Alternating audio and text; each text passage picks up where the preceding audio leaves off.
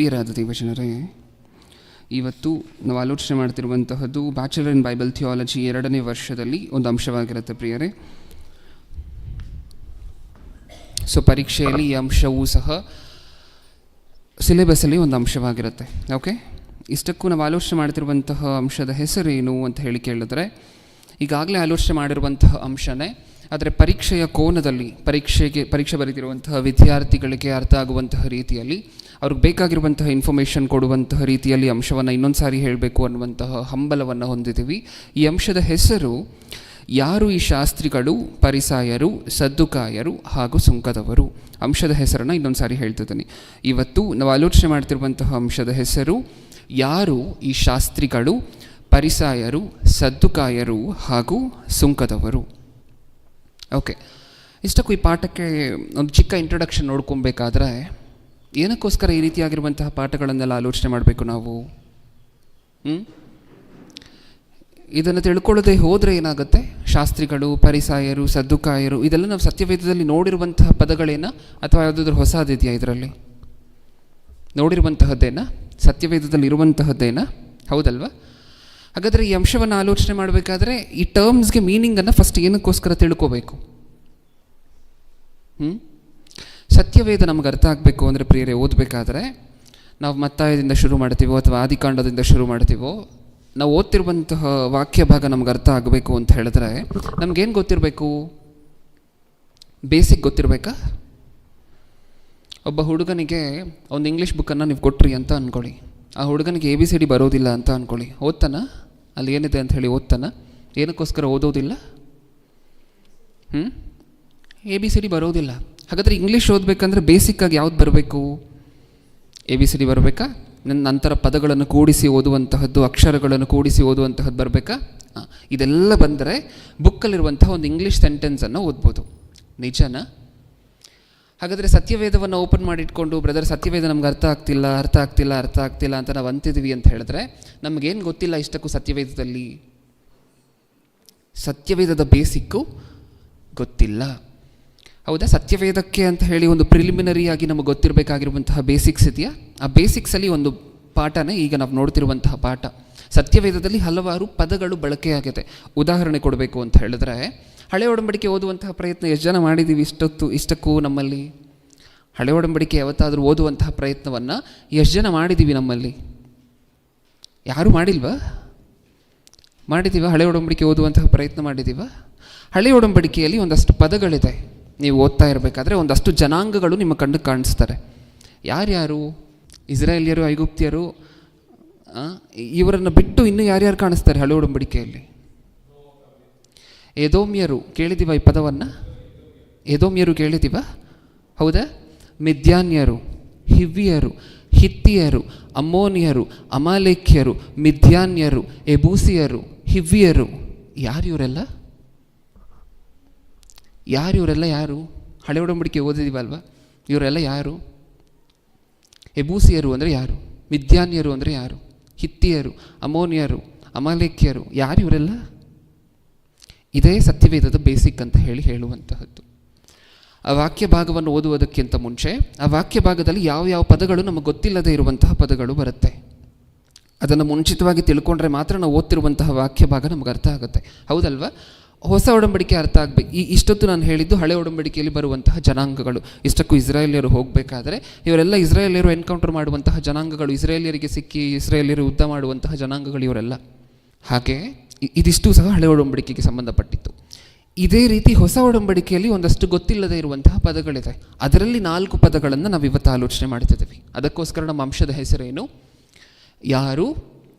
ಶಾಸ್ತ್ರಿಗಳು, ಪರಿಸಾಯರು, ಸದ್ದುಕಾಯರು ಹಾಗೂ ಸುಂಕದವರು. ಇದು ಹೊಸ ಒಡಂಬಡಿಕೆಯ ಬೇಸಿಕ್ಕಲ್ಲಿ ಒಂದು ಪಾರ್ಟ್.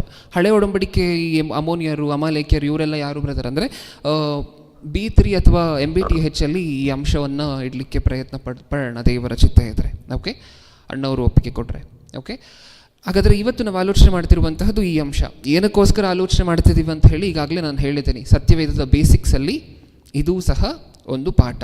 ಸತ್ಯವೇದದಲ್ಲಿ ಈ ರೀತಿಯಾಗಿರುವಂತಹ ಟರ್ಮ್ಸ್ ಅಂದರೆ ಪದಗಳು, ನಮಗೆ ಗೊತ್ತಿಲ್ಲದೆ ಇರುವಂತಹ ಪದಗಳು ಒಂದು 200ರಿಂದ 300 ಪದಗಳಿದೆ ಪ್ರಿಯರೇ. ಅದಕ್ಕೆ ಅರ್ಥ ಏನು ಅಂತ ನಮಗೆ ಗೊತ್ತಿಲ್ಲ. ಇವಾಗ ನಾನು ಹೇಳಿದ್ನಲ್ವ, ಅಂಶದ ಹೆಸರು, ಶಾಸ್ತ್ರಿಗಳು, ಪರಿಸಾಯರು, ಸದ್ದುಕಾಯರು, ಈ ರೀತಿಯಾಗಿರುವಂತಹ ನಮಗೆ ಗೊತ್ತಿಲ್ಲದೆ ಇರುವಂತಹ, ಪೂರ್ತಿಯಾಗಿ ನಮಗೆ ಆ ಪದ ಏನು ಸೂಚಿಸುತ್ತೆ ಅಂತ ಹೇಳಿ ಗೊತ್ತಿಲ್ಲದೆ ಇರುವಂತಹ ಒಂದು 200ರಿಂದ 300 ಪದಗಳಿದೆ. ಈ 200-300 ಪದಗಳು ನಮಗೆ ಯಾವಾಗ ಅರ್ಥ ಆಗುತ್ತೋ ಸತ್ಯವೇದ ಇನ್ನೊಂದಷ್ಟು ಸಲೀಸಾಗಿ ಅರ್ಥ ಆಗಲಿಕ್ಕೆ ಶುರು ಆಗುತ್ತೆ. ನಮಗೆ ಪರೀಕ್ಷೆ ಬರೆದಿರುವಂತಹ ವಿದ್ಯಾರ್ಥಿಗಳು ಮುಂದೆ ಹೋಗ್ತಾ ಹೋಗ್ತಾ ಹೋಗ್ತಾ ಆ ಪದಗಳನ್ನೆಲ್ಲ ಇಂಟ್ರಡ್ಯೂಸ್ ಮಾಡುವಂತಹ ಪ್ರಯತ್ನವನ್ನು ನಡೆಸೋಣ ಮುಂದೆ. ಓಕೆ, ಅಂಶವನ್ನು ಶುರು ಮಾಡೋಣ. ಇಷ್ಟಕ್ಕೂ ಯಾರು ಈ ಶಾಸ್ತ್ರಿಗಳು, ಪರಿಸಾಯರು, ಸದ್ದುಕಾಯರು ಹಾಗೂ ಸುಂಕದವರು? ಯಾರು ಇವರೆಲ್ಲ? ಇವರೆಲ್ಲ ಎಲ್ಲಿಂದ ಬಂದವರು? ಇಷ್ಟಕ್ಕೂ ಇವರ ಆರಿಜಿನ್ ಏನು?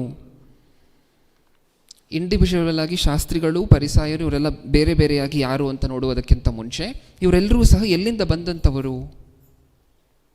ಇವರಿಗೆ ಮೂಲ ಪುರುಷನು ಯಾರು? ಅಬ್ರಹಾಮನ ಮಗನ ಹೆಸರೇನು? ಅಲ್ಲಿಂದ ಶುರು ಮಾಡೋಣ. ಅಬ್ರಹಾಮನ ಮಗನ ಹೆಸರೇನು? ವಾಗ್ದಾನಕ್ಕೆ ಸಂಬಂಧಪಟ್ಟಂತೆ ಇಸಾಕನ ಮಗನ ಹೆಸರು ಯಾಕೋಬನು. ಯಾಕೋಬನ ಮಕ್ಕಳು ಏನಾಗಿ ವಿಂಗಡಿಸಲ್ಪಡ್ತಾರೆ? 12 ಗೋತ್ರಗಳಾಗಿ ವಿಂಗಡಿಸಲ್ಪಡ್ತಾರೆ. ಈ 12 ಗೋತ್ರಗಳಲ್ಲಿ 2 ಮತ್ತೆ ಸೆಪ್ರೇಟ್ ಕ್ಯಾಟಗರಿ ಆಗುತ್ತಲ್ವ. 12 ಗೋತ್ರಗಳಲ್ಲಿ 2 ಗೋತ್ರಗಳು ಸೆಪ್ರೇಟ್ ಆಗುತ್ತೆ, 10 ಗೋತ್ರಗಳು ಸೆಪ್ರೇಟ್ ಆಗುತ್ತೆ. ಈ 2 ಗೋತ್ರಗಳಿಗಿರುವಂಥ ಹೆಸರೇನು? ಈ 2 ಗೋತ್ರಗಳಿಗಿರುವಂಥ ಹೆಸರೇನು? ಮೊದಲು ಈ 12 ಗೋತ್ರಗಳು ಸಹ ಕಲೆಕ್ಟಿವ್ ಆಗಿ ಇಸ್ರಾಯೇಲಿಯರು ಅಂತ ಹೇಳಿ ಕರೆಯಲ್ಪಡ್ತಿರ್ತಾರೆ. ಆಮೇಲೆ ಈ ಡಿವಿಷನ್ ಯಾವಾಗುತ್ತೆ? 2 ಗೋತ್ರಗಳು ಒಂದು ಕಡೆ ಬರ್ತಾರೆ, ಇನ್ನು 10 ಗೋತ್ರಗಳು ಇನ್ನೊಂದು ಕಡೆ ಉಳಿತಾರೆ. ಆಗ ಇಸ್ರಾಯೇಲಿಯರು ಅನ್ನುವಂಥ ಹೆಸರು ಯಾರಿಗೆ ಮಾತ್ರ ಇರುತ್ತೆ? ಉಳಿದಂಥ 10 ಗೋತ್ರಗಳಿಗೆ ಮಾತ್ರ ಇರುತ್ತೆ. ಈ ಉಳಿದಂತಹ 2 ಗೋತ್ರಗಳಿಗೆ ಸ್ಪೆಷಲೈಸ್ಡ್ ಆಗಿರುವಂಥ ಹೆಸರೇನು? ಸತ್ಯವೇದದಲ್ಲಿ ಬಳಕೆ ಆಗಿರುವಂತಹದ್ದೆಲ್ಲ ಯಹೂದ್ಯರು, ಹೌದಲ್ವಾ? ಯಹೂದ್ಯರು. ಓಕೆ, ಹಾಗಾದರೆ ಈ ನಾವು ನೋಡ್ತಿರುವಂತಹ ಈ 4 ಕ್ಯಾಟಗರಿಯ ಜನ ಎಲ್ಲಿಂದ ಬಂದರು ಅಂತ ಹೇಳಿದ್ರೆ ಯಹೂದ್ಯರೇ. ಶಾಸ್ತ್ರಿಗಳು, ಪರಿಸಾಯರು, ಸದ್ದುಕಾಯರು, ಸುಂಕದವರು, ಇವರೆಲ್ಲರೂ ಸಹ ಮುಖ್ಯವಾಗಿ ಸುಂಕದವರು ಅಲ್ಲಿ ಅನ್ಯ ಜನರಿಂದಲೂ ಸಹ ಸುಂಕದವರು ಆ ವೃತ್ತಿಗೆ ಇಳಿದಂಥವ್ರು ಸಾಕಷ್ಟು ಜನ ಇದ್ದಾರೆ. ಆದರೆ ಈ ಶಾಸ್ತ್ರಿಗಳು, ಪರಿಸಾಯರು, ಸದ್ದುಕಾಯರೆಲ್ಲ ಮೇಜರಾಗಿ ಯಾವ ಕ್ಯಾಟಗರಿಗೆ ಸೇರಿರುವಂತಹ ಜನ? ಯಹೂದ್ಯರೇ. ಹಾಗಾದರೆ ಇವರಿಗೆ ಮೂಲ ಪುರುಷನು ಯಾರು? ಇವರಿಗೆ ಮೂಲ ಪುರುಷನು ಯಾರು? ಅಬ್ರಹಾಮನು, ಹೌದಲ್ವಾ? ಮೂಲ ಪುರುಷನು. ಈಗ ನಮಗೆ ಆರಿಜಿನ್ ಬಗ್ಗೆ ಒಂದು ಐಡಿಯಾ ಬಂದಿದೆ. ಏನು? ಇವರೆಲ್ಲರೂ ಸಹ ಎಲ್ಲಿಂದ ಬಂದಂಥವ್ರು, ಇವರಿಗೆ ಮೂಲ ಪುರುಷನು ಯಾರು ಅನ್ನೋದರ ಬಗ್ಗೆ ಐಡಿಯಾ ಬಂದಿದೆ. ಈಗ ಇನ್ನೊಂದು ಸ್ವಲ್ಪ ಮುಂದೆ ಹೋಗಿ ಇಂಡಿವಿಜುವಲ್ ಆಗಿ ನೋಡ್ಲಿಕ್ಕೆ ಪ್ರಯತ್ನ ಪಡೋಣ. ಅಂದರೆ ಒಂದೊಂದಾಗಿ ಫಸ್ಟ್ ಸದ್ದುಕಾಯರಿಂದ ಶುರು ಮಾಡೋಣ. ಸದ್ದುಕಾಯರಿಂದ ನೋಡ್ತಾ ನೋಡ್ತಾ ಮುಂದೆ ಹೋಗೋಣ ಒಂದೊಂದು ಕ್ಯಾಟಗರಿಯ ಜನವನ್ನು ನೋಡಿಕೊಂಡು. ಓಕೆ, ಈಗ ಸದ್ದುಕಾಯರು ಫಸ್ಟಾಗಿ ನಾವು ನೋಡ್ತಿರುವಂತಹ 4 ಕ್ಯಾಟಗರಿಯ ಜನರಲ್ಲಿ ಮೊಟ್ಟ ಮೊದಲನೇದಾಗಿ ಸದ್ದುಕಾಯರಿಂದ ಶುರು ಮಾಡ್ತಿದ್ವಿ. ಗಮನ ಕೊಟ್ಟು ಕೇಳಿಸ್ಕೊಳ್ಳಿ. ಯಾರು ಇಷ್ಟಕ್ಕೂ ಸದ್ದುಕಾಯರು? ಸತ್ಯವೇದದಲ್ಲಿ ಓದಬೇಕಾದ್ರೆ ಯಾರು ಅನಿಸಿರಬಹುದು ನಮಗೆ ಸದ್ದುಕಾಯರಂದರೆ? ಸದ್ದುಕಾಯರಿಗೆ ಒಂದಷ್ಟು ಗುಣಲಕ್ಷಣಗಳಿದೆ, ಅವ್ರದ್ದೇ ಆಗಿರುವಂಥ ಗುಣಲಕ್ಷಣಗಳಿದೆ. ಆ ಗುಣಲಕ್ಷಣಗಳಲ್ಲಿ ಮೊಟ್ಟ ಮೊದಲನೇ ಗುಣಲಕ್ಷಣ ಏನು? ಸ್ಯಾನ್ಹೆಡ್ರಿನ್ ಅನ್ನುವಂತಹ ಒಂದು ಹೈಕೋರ್ಟ್ ಇದೆ, ಸುಪ್ರೀಂ ಕೋರ್ಟ್ ಇಷ್ಟಕ್ಕೂ ಯಹೂದ್ಯರಿಗದು. ಅದರ ಹೆಸರೇನು? ಯಹೂದ್ಯರಿಗೆ ಏನಾದರೂ ಸಮಸ್ಯೆ ಬಂದರೆ ಅವ್ರು ಎಲ್ಲಿಗೆ ಹೋಗ್ತಿದ್ರು ಇಷ್ಟಕ್ಕೂ? ಸ್ಯಾನ್ಹೆಡ್ರಿನ್ ಅನ್ನುವಂತಹ ಸುಪ್ರೀಂ ಕೋರ್ಟ್, ಅವರಿಗೆ ಸುಪ್ರೀಂ ಕೋರ್ಟ್ ಆ ಕಾಲದಲ್ಲಿ, ಆ ಸುಪ್ರೀಂ ಕೋರ್ಟ್ಗೆ ಹೋಗ್ತಿದ್ರು. ಅದರಲ್ಲಿ ಒಂದಷ್ಟು ಕೌನ್ಸಿಲ್ ಆಫ್ ಮೆಂಬರ್ಸ್ ಇದ್ದರು, ಸಾಕಷ್ಟು ಜನ ಇದ್ದರು. ಅವರು ಕೊಟ್ಟಿದ್ದೆ ತೀರ್ಪು. ಈ ಸ್ಯಾನ್ಹೆಡ್ರಿನ್ ಅನ್ನುವಂತಹ ಕೋರ್ಟ್ ಏನಿತ್ತು ಯಹೂದ್ಯರಿಗೆ, ಈ ಕೋರ್ಟಲ್ಲಿ ಬಹಳಷ್ಟು ಜನ ಮೆಜಾರಿಟಿ ಆಗಿದ್ದಂಥವ್ರು ಯಾರು? ಈ ಸದ್ದುಕಾಯರೇ. ಈಗ ನಾವು ನೋಡ್ತಿರುವಂತಹ ಮೊದಲನೇ ಕ್ಯಾಟಗರಿ ಜನ ಆಗಿರುವಂತಹ ಸದ್ದುಕಾಯರೇ. ಅಂದರೆ ಇವರು ತುಂಬ ಉನ್ನತ ಸ್ಥಾನದಲ್ಲಿದ್ದಾರೆ ಸಮಾಜದಲ್ಲಿ ಮೊದಲನೇ ಶತಮಾನದಲ್ಲಿ. ಹೌದು, ಯಹೂದ್ಯರಿಗಿದ್ದಂತಹ ಕೋರ್ಟಲ್ಲಿ ಮೆಜಾರಿಟಿ ಇದ್ದಿದ್ದು ಸದ್ದುಕಾಯರೇ. ಕೋರ್ಟಲ್ಲಿ ತೀರ್ಪು ಕೊಡಬೇಕಾದ್ರೆ ಹೇಗೆ ಕೊಡ್ತಾರೆ ಹೇಳಿ? ಹೇಗೆ ಕೊಡ್ತಾರೆ? ಸುಪ್ರೀಂ ಕೋರ್ಟಲ್ಲಿ ತೀರ್ಪು ಹೇಗಾಗುತ್ತೆ? 5 ಜನ ಜಡ್ಜ್ ಕೂತ್ಕೊತಾರೆ ಅಂತ ಅಂದ್ಕೊಳ್ಳಿ. ಅಂದರೆ ಕೇಸ್ ಟು ಕೇಸ್. ಇವಾಗ ತುಂಬ ಇಂಪಾರ್ಟೆಂಟ್ ಕೇಸ್ ಅಂದರೆ 7 ಜನ ಜಡ್ಜ್ ಕೂತ್ಕೋತಾರೆ. ಆ 7 ಜನರಲ್ಲಿ ಎಷ್ಟು ಜನ ಹೂ ಅನ್ಬೇಕು ತೀರ್ಪು ಕೊಡಬೇಕಾದ್ರೆ? ಮೆಜಾರಿಟಿ 3 ಜನ ಹೂ ಅಂದರೂ ಪರವಾಗಿಲ್ಲ, ಇನ್ನು 4 ಜನ ಒಪ್ಪಿಗೆ ಕೊಟ್ಟರೆ ಆ ತೀರ್ಪು ಹೊರಡುತ್ತೆ. ಅಂದರೆ ಮೆಜಾರಿಟಿ ಅಲ್ವಾ? ಈ 4 ಜನ ಏನು? ಆ 7 ಜನಕ್ಕೆ ಮೆಜಾರಿಟಿ. ಹಾಗಾದರೆ ಮೊದಲನೇ ಶತಮಾನದಲ್ಲಿ ಈ ಯಹೂದ್ಯರ ಕೋರ್ಟಲ್ಲಿ ಏನಾದರೂ ತೀರ್ಪು ಹೊರಡಬೇಕು ಅಂತ ಹೇಳಿದ್ರೆ ಯಾರು ಮೆಜಾರಿಟಿ ಒಪ್ಪಿಗೆ ಕೊಡಬೇಕು? ಆ ಮೆಜಾರಿಟಿ ಯಾರ ಕೈಯಲ್ಲಿತ್ತು ಇಷ್ಟಕ್ಕೂ? ಸದ್ದುಕಾಯರ ಕೈಯಲ್ಲಿ. ಯಾಕೆಂದರೆ ಅವರೇ ಮುಖ್ಯಸ್ಥರಾಗಿ ಆ ಸ್ಯಾನ್ಹೆಡ್ರಿನ್ ಕೋರ್ಟಲ್ಲಿ ಇದ್ದಂತಹ ಜನ. ಓಕೆ, ಹಾಗಾದರೆ ಇವರು ಅಧಿಕಾರದಲ್ಲಿದ್ದಂತಹ ಜನನ? ಹೌದು. ಸದ್ದುಕಾಯರು ಸುಪ್ರೀಂ ಕೋರ್ಟಲ್ಲೂ ಮೇಲುಗೈ, ಮತ್ತು ಮೊದಲನೇ ಶತಮಾನದಲ್ಲಿ ಯಹೂದ್ಯರಲ್ಲಿ ಯಾರಾದರೂ ಅಧಿಕಾರಿಗಳಿದ್ದಾರೆ ಅಂತ ಹೇಳಿದ್ರೆ ಅದರಲ್ಲಿ ಬಹಳ ಶ್ರೇಷ್ಠ ಹುದ್ದೆಗಳನ್ನು ಯಾರು ಹೊಂದಿದ್ರು? ಈ ಸದ್ದುಕಾಯರೇ. ಮೊದಲನೇ ಶತಮಾನದಲ್ಲಿ ಆಳ್ತಿದ್ದಂತಹ ಸಾಮ್ರಾಜ್ಯದ ಹೆಸರೇನು ಯೇಸುಕ್ರಿಸ್ತರ ಕಾಲದಲ್ಲಿ? ರೋಮ ಸಾಮ್ರಾಜ್ಯ. ಆ ರೋಮ ಸಾಮ್ರಾಜ್ಯದ ಜೊತೆ ಒಳ್ಳೆಯ ಅನುಬಂಧವನ್ನು ಇಟ್ಕೊಂಡಂತಹ ಜನ ಅಂದರೆ ಈ ಸದ್ದುಕಾಯರೇ. ಓಕೆ, ಹಾಗಾದರೆ ಸದ್ದುಕಾಯರ ಬಗ್ಗೆ ಫಸ್ಟ್ ಪಾಯಿಂಟ್ ಏನು ನೋಡಿದ್ವಿ ಇವಾಗ ತಾನೆ? ಕೋರ್ಟಲ್ಲೂ ಇವರ ಮೇಲುಗೈ, ಅಧಿಕಾರ ಹುದ್ದೆಗಳಲ್ಲಿ ಇವರದ್ದೇ ಮೇಲುಗೈ, ಅಂದರೆ ಇವರು ಜಾಸ್ತಿ ಅಧಿಕಾರಿಗಳಾಗಿದ್ದರು. ನೆಕ್ಸ್ಟ್ ಅದನ್ನು ಹೊರತುಪಡಿಸಿ ರೋಮ ಸಾಮ್ರಾಜ್ಯದ ಜೊತೆ ಒಳ್ಳೆ ಕಾಂಟ್ಯಾಕ್ಟ್ ಇಟ್ಕೊಂಡಿದ್ರು. ಇದನ್ನು ಹೊರತುಪಡಿಸಿ ಇವರಲ್ಲೆಲ್ಲರೂ ಸಹ, ಸದ್ದುಕಾಯರಲ್ಲಿ ಎಲ್ಲರೂ ಸಹ ಯಾರು? ಶ್ರೀಮಂತರು, ಹಣವಂತರು. ಓಕೆ, ಅದು ಫಸ್ಟ್ ಪಾಯಿಂಟ್. ಇನ್ನು ಸೆಕೆಂಡ್ ಪಾಯಿಂಟ್, ಇಷ್ಟಕ್ಕೂ ಸದ್ದುಕಾಯರ ನಂಬಿಕೆಯ ವಿಚಾರವನ್ನು ಮಾತಾಡಿಕೊಂಡ್ರೆ ಇವರು ಯಾವುದನ್ನು ನಂಬ್ತಾ ಇದ್ರು, ಯಾವುದನ್ನು ನಂಬ್ತಾ ಇರಲಿಲ್ಲ. ಮೊದಲನೇ ಶತಮಾನದಲ್ಲಿ ಯಾವ ಗ್ರಂಥ ಇವ್ರ ಕೈಯಲ್ಲಿತ್ತು? ಎಲ್ಲಿವರೆಗೂ ಇತ್ತು ಸತ್ಯವೇದ ಇವ್ರ ಕೈಯಲ್ಲಿ? ಎಲ್ಲಿವರೆಗೂ ಕಂಪ್ಲೀಟ್ ಆಗಿತ್ತು ಸತ್ಯವೇದ ಮೊದಲನೇ ಶತಮಾನದಲ್ಲಿ? ಯೇಸುಕ್ರಿಸ್ತರ ಕಾಲದಲ್ಲಿ ಸತ್ಯವೇದ ಎಲ್ಲಿವರೆಗೂ ಕಂಪ್ಲೀಟ್ ಆಗಿತ್ತು? ಹೊಸ ಒಡಂಬಡಿಕೆ ಪೂರ್ತಿ ಇತ್ತಾ? ಮತ್ತು ಎಲ್ಲಿವರೆಗೂ ಇತ್ತು? ಹಳೆ ಒಡಂಬಡಿಕೆ ಮಾತ್ರ ಇತ್ತು. ಈ ಸದ್ದುಕಾಯರು ಹಳೆ ಒಡಂಬಡಿಕೆ ಪೂರ್ತಿಯನ್ನು ನಂಬ್ತಿದ್ರ ಅಂತ ಹೇಳಿದ್ರೆ ಇಲ್ಲ. ಎಷ್ಟಕ್ಕೆ ಮಾತ್ರ ಇಂಪಾರ್ಟೆನ್ಸ್ ಕೊಟ್ಟು ನಂಬ್ತಾ ಇದ್ರು? ತೌರಾ ಮಾತ್ರ. ತೌರಾ ಅಂತ ಹೇಳಿ ಕರಿತೀವಲ್ವ, ಇದು ಕ್ರೈಸ್ತರಾಗಿ ನಮಗೆಲ್ಲರಿಗೂ ಗೊತ್ತಿರಬೇಕಾಗಿರುವಂತಹ ಟರ್ಮ್ ಪ್ರಿಯರೇ. ತೌರಾ ಅಂದರೆ ಏನು? ಪ್ರಾರಂಭದ 5 ಪುಸ್ತಕಗಳು ಮಾತ್ರ. ಮೋಶೆ ಮೂಲಪಿತೃವಾಗಿ ನಮಗೇನು ಕೊಟ್ಟಿದ್ದಾರಲ್ವ, 5 ಪಂಚಖಂಡಗಳು ಅಂತ ಏನು ಕರಿತೀವಲ್ವ ಸತ್ಯವೇದದಲ್ಲಿ, ಆ 5 ಪುಸ್ತಕಗಳಿಗಿರುವಂಥ ಹೆಸರೇನು? ತೌರಾ. ಆ ಪದ ಯಾವಾಗಲಾದರೂ ನಿಮ್ಮ ಕಣ್ಮುಂದೆನೂ ಮೊಬೈಲಲ್ಲೇ ಅಲ್ಲಿ ಇಲ್ಲಿ ಬರ್ತಿರುತ್ತೆ. ಆ ಪದ ಬಂದಾಗ ಅದೇನೋ ಅಂತ ಅನ್ಕೋಬಾರ್ದು. ತೌರಾ ಅಂದರೆ ಮೋಶೆ ಮೂಲಕ ಕೊಡಲ್ಪಟ್ಟಿರುವಂತಹ 5 ಪಂಚಖಂಡಗಳಿಗಿರುವಂತಹ ಹೆಸರು. ಹಾಗಾದರೆ ಈ ಸದ್ದುಕಾಯರು ಹಳೆ ಒಡಂಬಡಿಕೆ ಪೂರ್ತಿ ನಂಬ್ತಿದ್ರ ಅಂತ ಹೇಳಿದ್ರೆ ಇಲ್ಲ. ಯಾವುದಕ್ಕೆ ಮಾತ್ರ ಇಂಪಾರ್ಟೆನ್ಸ್ ಕೊಟ್ಟು ನಂಬ್ತಾ ಇದ್ರು? ಮೋಶೆ ಮೂಲಕ ಕೊಡಲ್ಪಟ್ಟಿರುವಂತಹ ಪ್ರಾರಂಭದ 5 ಪುಸ್ತಕಗಳು, ಪಂಚಖಂಡಗಳನ್ನು ಮಾತ್ರ ನಂಬ್ತಾ ಇದ್ರು. ಅದು ಸೆಕೆಂಡ್ ಪಾಯಿಂಟ್. ಫಸ್ಟ್ ಪಾಯಿಂಟ್ ಏನು? ಫಸ್ಟ್ ಪಾಯಿಂಟ್ ಏನು ಅಂತ ಮಾತಾಡ್ಕೊಂಡಿದ್ದೀವಿ ಸದ್ದುಕಾಯರ ಬಗ್ಗೆ? ಇವರು ಅಧಿಕಾರಸ್ಥ ಹುದ್ದೆಗಳಲ್ಲಿದ್ದಂಥವರು, ಶ್ರೀಮಂತರು, ಕೋರ್ಟಲ್ಲಿ ಇವರದ್ದೇ ಮೇಲುಗೈ. ಅದು ಫಸ್ಟ್ ಪಾಯಿಂಟ್. ಆದರೆ ಸೆಕೆಂಡ್ ಪಾಯಿಂಟ್ ಏನು? ಪ್ರಾರಂಭದ 5 ಪುಸ್ತಕಗಳನ್ನು ಮಾತ್ರ ಇವರು ನಂಬುತ್ತಾ ಇದ್ದಂತಹದ್ದು. ಇನ್ನು ಥರ್ಡ್ ಪಾಯಿಂಟ್, ಈ ಸದ್ದುಕಾಯರು ಸತ್ತ ನಂತರ ಇನ್ನೊಂದು ಜೀವನ ಇದೆ ಅಂತ ಹೇಳಿ ನಂಬ್ತಾ ಇರಲಿಲ್ಲ. ಅಂದರೆ ಸದ್ದುಕಾಯರು ಅಂದರೆ ಯಾರು? ಪುನರುದ್ಧಾನ ಇಲ್ಲ ಅಂತ ಹೇಳಿ ನಂಬುವಂತಹ ಜನ. ಪುನರುದ್ಧಾನ ಇಲ್ಲ. ಪುನರುದ್ಧಾನ ಅಂದರೆ ಏನು? ಇಷ್ಟಕ್ಕೂ ಪುನರುದ್ಧಾನ ಅಂದರೆ ಏನು? ಸತ್ತಂಥವರನ್ನು ಮತ್ತೆ ತಾವು ಮಾಡಿರುವಂತಹ ಕೃತ್ಯಗಳ ನಿಮಿತ್ತ ಶಿಕ್ಷೆ ಕೊಡಬೇಕು ಅಥವಾ ಪರಲೋಕ ಕೊಡಬೇಕು, ಈ ಎರಡಕ್ಕೆ ಎಬ್ಬರಿಸ್ತಾರಲ್ವ ಮತ್ತೆ ಸತ್ತಂಥವರನ್ನು. ಅದನ್ನು ಏನಂತ ಕರಿತೀವಿ? ಪುನರುದ್ಧಾನ. ಓಕೆ, ಈ ಪುನರುದ್ಧಾನ ಇಲ್ಲ ಅಂತ ಹೇಳಿ ಯಾರು ನಂಬ್ತಿದ್ರು? ಸದ್ದುಕಾಯರು. ಪುನರುದ್ಧಾನ ಇಲ್ಲ ಅಂತ ಹೇಳಿದ್ರೆ ಸತ್ತ ನಂತರ ಜೀವನ ಇಲ್ಲ ಅಂತ ಹೇಳಿ ಆಟೋಮ್ಯಾಟಿಕಾಗಿ ನಂಬ್ತಾರ ಇಲ್ವಾ? ಪುನರುದ್ಧಾನ ಇಲ್ಲ ಅಂತ ಹೇಳಿ ನಂಬುವಂಥವ್ರು ಸತ್ತ ನಂತರ ಜೀವನ ಇಲ್ಲ ಅಂತ ಆಟೋಮ್ಯಾಟಿಕಾಗಿ ನಂಬ್ತಾರ? ಹೌದು. ಹಾಗಾದರೆ ಥರ್ಡ್ ಪಾಯಿಂಟ್ ಏನು ಸದ್ದುಕಾಯರ ಬಗ್ಗೆ? ಇವರು ಪುನರುದ್ಧಾನವನ್ನು ನಂಬ್ತಾ ಇರಲಿಲ್ಲ. ಸತ್ತ ನಂತರ ಜೀವನ ಇದೆ ಅಂತ ಹೇಳಿ ನಂಬ್ತಾ ಇರಲಿಲ್ಲ. ಸತ್ತ ನಂತರ ಜೀವನ ಇಲ್ಲ ಅಂತ ಹೇಳಿ ನಂಬುವಂಥವರು ಪರಲೋಕ ಪಾತಾಳವನ್ನು ನಂಬ್ತಾರ? ಸತ್ತ ನಂತರ ಜೀವನ ಇಲ್ಲ ಅಂತ ಹೇಳಿ ನಂಬುವಂಥವರು ಪರಲೋಕ ಪಾತಾಳವನ್ನು ನಂಬ್ತಾರ? ಇಲ್ಲ ಅಲ್ವಾ? ಏಕೆಂದರೆ ಸತ್ತ ನಂತರ ಇದರ ವ್ಯಕ್ತಿ ಪರಲೋಕಕ್ಕೆ, ಸತ್ತ ನಂತರ ಮತ್ತೆ ಎಬ್ಬಿಸಿದ ನಂತರ ದೇವರು ಆತನನ್ನು, ಇದರ ವ್ಯಕ್ತಿ ಪರಲೋಕಕ್ಕೆ ಹೋಗಬೇಕು ಇಲ್ಲ ಪಾತಾಳಕ್ಕೆ ಹೋಗಬೇಕು. ಸತ್ತ ನಂತರ ಜೀವನನೇ ಇಲ್ಲ ಅಂತ ಹೇಳಿ ನಂಬಬೇಕಾದ್ರೆ ಪರಲೋಕ ಪಾತಾಳವನ್ನು ಹೇಗೆ ನಂಬ್ತಾರೆ? ಹೌದಲ್ವಾ? ಹಾಗಾದರೆ ಸದ್ದುಕಾಯರು ಇನ್ನೂ ಯಾವುದನ್ನು ನಂಬ್ತಿರಲಿಲ್ಲ? ಪುನರುದ್ಧಾನವನ್ನು ನಂಬ್ತಿರಲಿಲ್ಲ. ಜೊತೆಯಲ್ಲಿ ಇನ್ನೂ ಏನನ್ನು ನಂಬ್ತಿರಲಿಲ್ಲ? ಪರಲೋಕ ಪಾತಾಳ ಇದೆ ಅಂತ ಹೇಳಿ ನಂಬ್ತಿರಲಿಲ್ಲ. ನೆಕ್ಸ್ಟ್ ಇದನ್ನು ಹೊರತುಪಡಿಸಿ ಇನ್ನೂ ಏನನ್ನು ನಂಬ್ತಿರಲಿಲ್ಲ? ಆತ್ಮ ಇದೆ ಅಂತ ಹೇಳಿ ನಂಬ್ತಿರಲಿಲ್ಲ. ಯಾವ ಆತ್ಮ ಇಲ್ಲ ಅಂತ ಯಾವ ಆತ್ಮ ಇದೆ ಅಂತ ಹೇಳಿ ನಂಬ್ತಿರಲಿಲ್ಲ? ನಮಗೂ ಆತ್ಮ ಇಲ್ಲ. ದೇವದೂತರು ಯಾರು ಇಷ್ಟಕ್ಕೂ? ಸತ್ಯವೇದದಲ್ಲಿ ದೇವದೂತರ ಬಗ್ಗೆ ಬರೆಸಿರುವಂತಹ ಮಾತೇನು? ಇವರೆಲ್ಲ ಸೇವೆಗೋಸ್ಕರ ಏರ್ಪಡಿಸಲ್ಪಟ್ಟಿರುವಂತಹ ಆತ್ಮಗಳು ಅಂತ ಬರೆಸಿದ್ದಾರೆ. ಹಾಗಾದರೆ ದೇವದೂತರು ಇದ್ದಾರೆ ಅಂತಲೂ ಇವರು ನಂಬ್ತಿರಲಿಲ್ಲ. ಏನೇ ನಂಬ್ತಿರಲಿಲ್ಲ ಹೇಳಿ ಸದ್ದುಕಾಯರು? ಮೊಟ್ಟ ಮೊದಲನೇದಾಗಿ ಪುನರುದ್ಧಾನ ಇದೆ ಅಂತ ಹೇಳಿ ನಂಬ್ತಿರಲಿಲ್ಲ. ಎರಡನೇದಾಗಿ ಪರಲೋಕ ಪಾತಾಳ ಇದೆ ಅಂತ ಹೇಳಿ ನಂಬ್ತಿರಲಿಲ್ಲ. ನೆಕ್ಸ್ಟ್ ಆತ್ಮ ಇದೆ ಅಂತ ಹೇಳಿ ನಂಬ್ತಿರಲಿಲ್ಲ. ಆತ್ಮ ನಮಗೂ ಇಲ್ಲ, ದೇವದೂತರ ದೇವದೂತರು ಸಹ ಆತ್ಮಗಳೇ ಅಲ್ವಾ? ಅವರೂ ಸಹ ಇಲ್ಲ, ದೇವದೂತರು ಇಲ್ಲ. ಇದ್ಯಾವುದನ್ನು ನಂಬದೇ ಇರುವಂತಹ ಜನಾಂಗದ ಹೆಸರೇನು?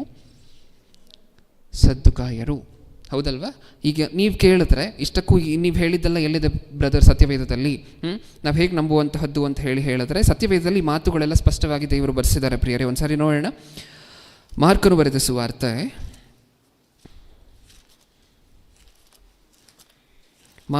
ಸುವಾರ್ತೆ 12ನೇ ಅಧ್ಯಾಯ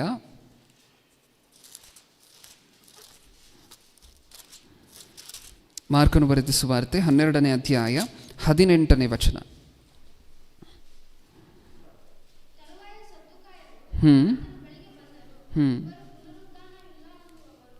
ಸಾಕು.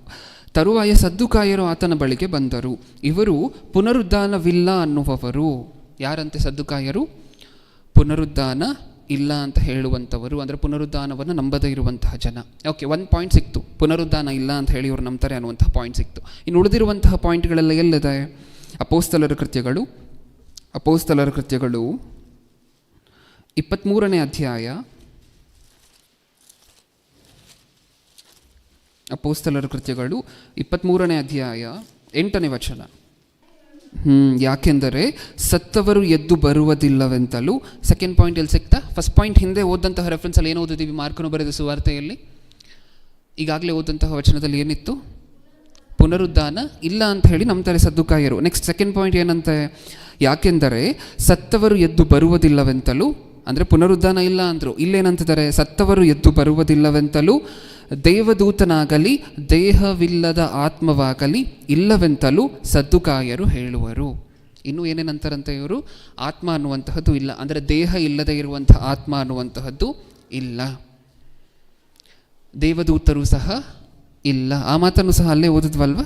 ಎದ್ದು ಬರುವುದಿಲ್ಲವೆಂತಲೂ ದೇವದೂತನಾಗಲಿ ದೇಹವಿಲ್ಲದ ಆತ್ಮವಾಗಲಿ ಇಲ್ಲವೆಂತಲೂ ಸದ್ದುಕಾಯರು ಹೇಳುವರು. ದೇವದೂತರು ಇಲ್ವಾ ಇವ್ರ ಪ್ರಕಾರ? ಇವರ ಬಿಲೀಫ್ ಸಿಸ್ಟಮ್ ಕ್ಲಿಯರ್ ಆಯಿತಾ ನಮಗೆ? ಇವರು ನಂಬಿರುವಂತಹ ನಂಬಿಕೆಗಳು ಕ್ಲಿಯರ್ ಆಯಿತಾ? ಸದ್ದುಕಾಯರು ಪುನರುದ್ಧಾನವನ್ನು ನಂಬೋದಿಲ್ಲ, ದೇಹವಿಲ್ಲದೆ ಇರುವಂತಹ ಆತ್ಮ ಇಲ್ಲ ಅಂತ ಹೇಳಿ ನಂಬ್ತಾರೆ. ಸತ್ತವರು ಎದ್ದು ಬರೋದಿಲ್ಲ. ಎದ್ದು ಬರುವಂತಹದ್ದು ಅಂದರೆ ಮತ್ತೆ ಪುನರ್ಜನ್ಮ ಅಲ್ಲ. ಇವರು ಪುನರುದ್ಧಾನವನ್ನೇ ನಂಬೋದಿಲ್ಲ. ಸತ್ಯವೇದದಲ್ಲಿ ದೇವರು ಸ್ಪಷ್ಟವಾಗಿ ಹೇಳಿದಾರಲ್ವ? ಸತ್ತಂತಹ ಪ್ರತಿಯೊಬ್ಬೊಬ್ಬರನ್ನು ನಾನು ಕಡೆ ದಿವಸದಲ್ಲಿ ಏನು ಮಾಡ್ತೀನಿ? ಎಬ್ಬರಿಸ್ತೇನೆ. ಅದನ್ನು ಇವರು ನಂಬೋದಿಲ್ಲ. ದೇವದೂತರನ್ನು ನಂಬೋದಿಲ್ಲ. ಇದಿಷ್ಟು ಸಹ ಸದ್ದುಕಾಯರ ಬಿಲೀಫ್ ಸಿಸ್ಟಮ್. ಈಗ ಸತ್ಯವೇದದಲ್ಲಿ ಯೇಸು ಕ್ರಿಸ್ತರಿಗೆ ಮೊದಲನೇ ಶತಮಾನದಲ್ಲಿ ಸಾಕಷ್ಟು ಜನ ಬಂದು ಪ್ರಶ್ನೆ ಕೇಳಿರುವಂತಹ ಪ್ರಶ್ನೆಗಳನ್ನು ನೀವು ಓದ್ತಿರ್ತೀರಲ್ವ ಪ್ರಿಯರೇ? ಸತ್ಯವೇದದಲ್ಲಿ ಇಷ್ಟಕ್ಕೂ ಸದ್ದುಕಾಯರ ಬಾಯಿಂದ ಎಂಥ ಪ್ರಶ್ನೆಗಳು ಹೊರಗಡೆ ಬರ್ಬೋದು ಅಂತ ನಿಮಗೆ ಅನ್ನಿಸ್ತಿದೆ ಇದನ್ನು ನೋಡಬೇಕಾದ್ರೆ?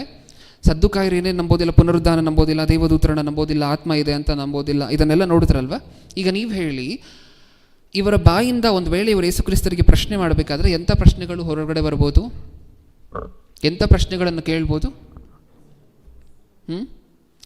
ಈ ಬರೀ ಪುನರುದ್ಧಾನಕ್ಕೆ ಸಂಬಂಧಪಟ್ಟಂತೆ, ಸತ್ತಂಥವರು ಎದ್ದು ಬರುವಂತಹದ್ದಕ್ಕೆ ಸಂಬಂಧಪಟ್ಟಂತೆ, ಆತ್ಮಗಳಿಗೆ ಸಂಬಂಧಪಟ್ಟಂತೆ ಈ ಪ್ರಶ್ನೆಗಳನ್ನು ಕೇಳ್ತಾರೆ ಅಂತ ಅನ್ಸುತ್ತಾ ಇಲ್ವಾ? ಯಾಕೆಂದರೆ ಇವರು ಸ್ಟ್ರಾಂಗಾಗಿ ನಂಬಿರುವಂತಹದ್ದೇನು? ಸತ್ತ ನಂತರ ಜೀವನ ಇಲ್ಲ ಅಂತ ಹೇಳಿ ನಂಬಿದ್ದಾರೆ. ಹಾಗಾದರೆ ಇವರು ಕೇಳುವಂತಹ ಪ್ರಶ್ನೆಗಳು ಸಹ ಯಾವುದಕ್ಕೆ ಸಂಬಂಧಪಟ್ಟಿರುತ್ತೆ? ಸತ್ತಂಥವ್ರು ಮತ್ತೆ ಎದ್ದು ಬರ್ತಾರೆ ನಿಜವಾಗ್ಲೂ ಅನ್ನುವುದಕ್ಕೆ ಸಂಬಂಧಪಟ್ಟಿರುತ್ತೆ. ನಿಜನ? ಒಂದು ಸರಿ ನೋಡೋಣ ಅವ್ರು ಕೇಳಿದಂತಹ ಪ್ರಶ್ನೆಗಳನ್ನು. ಅದೇ ಮಾರ್ಕನು ಬರೆದ ಸುವಾರ್ತೆ, ಮತ್ತಾಯನು ಬರೆದ ಸುವಾರ್ತೆಯನ್ನು ಓದೋಣ. ಮತ್ತಾಯನು ಬರೆದ ಸುವಾರ್ತೆ 22ನೇ ಅಧ್ಯಾಯ, ಮತ್ತಾಯನು ಬರೆದ ಸುವಾರ್ತೆ 22ನೇ ಅಧ್ಯಾಯ 27ನೇ ವಚನ. 22-27.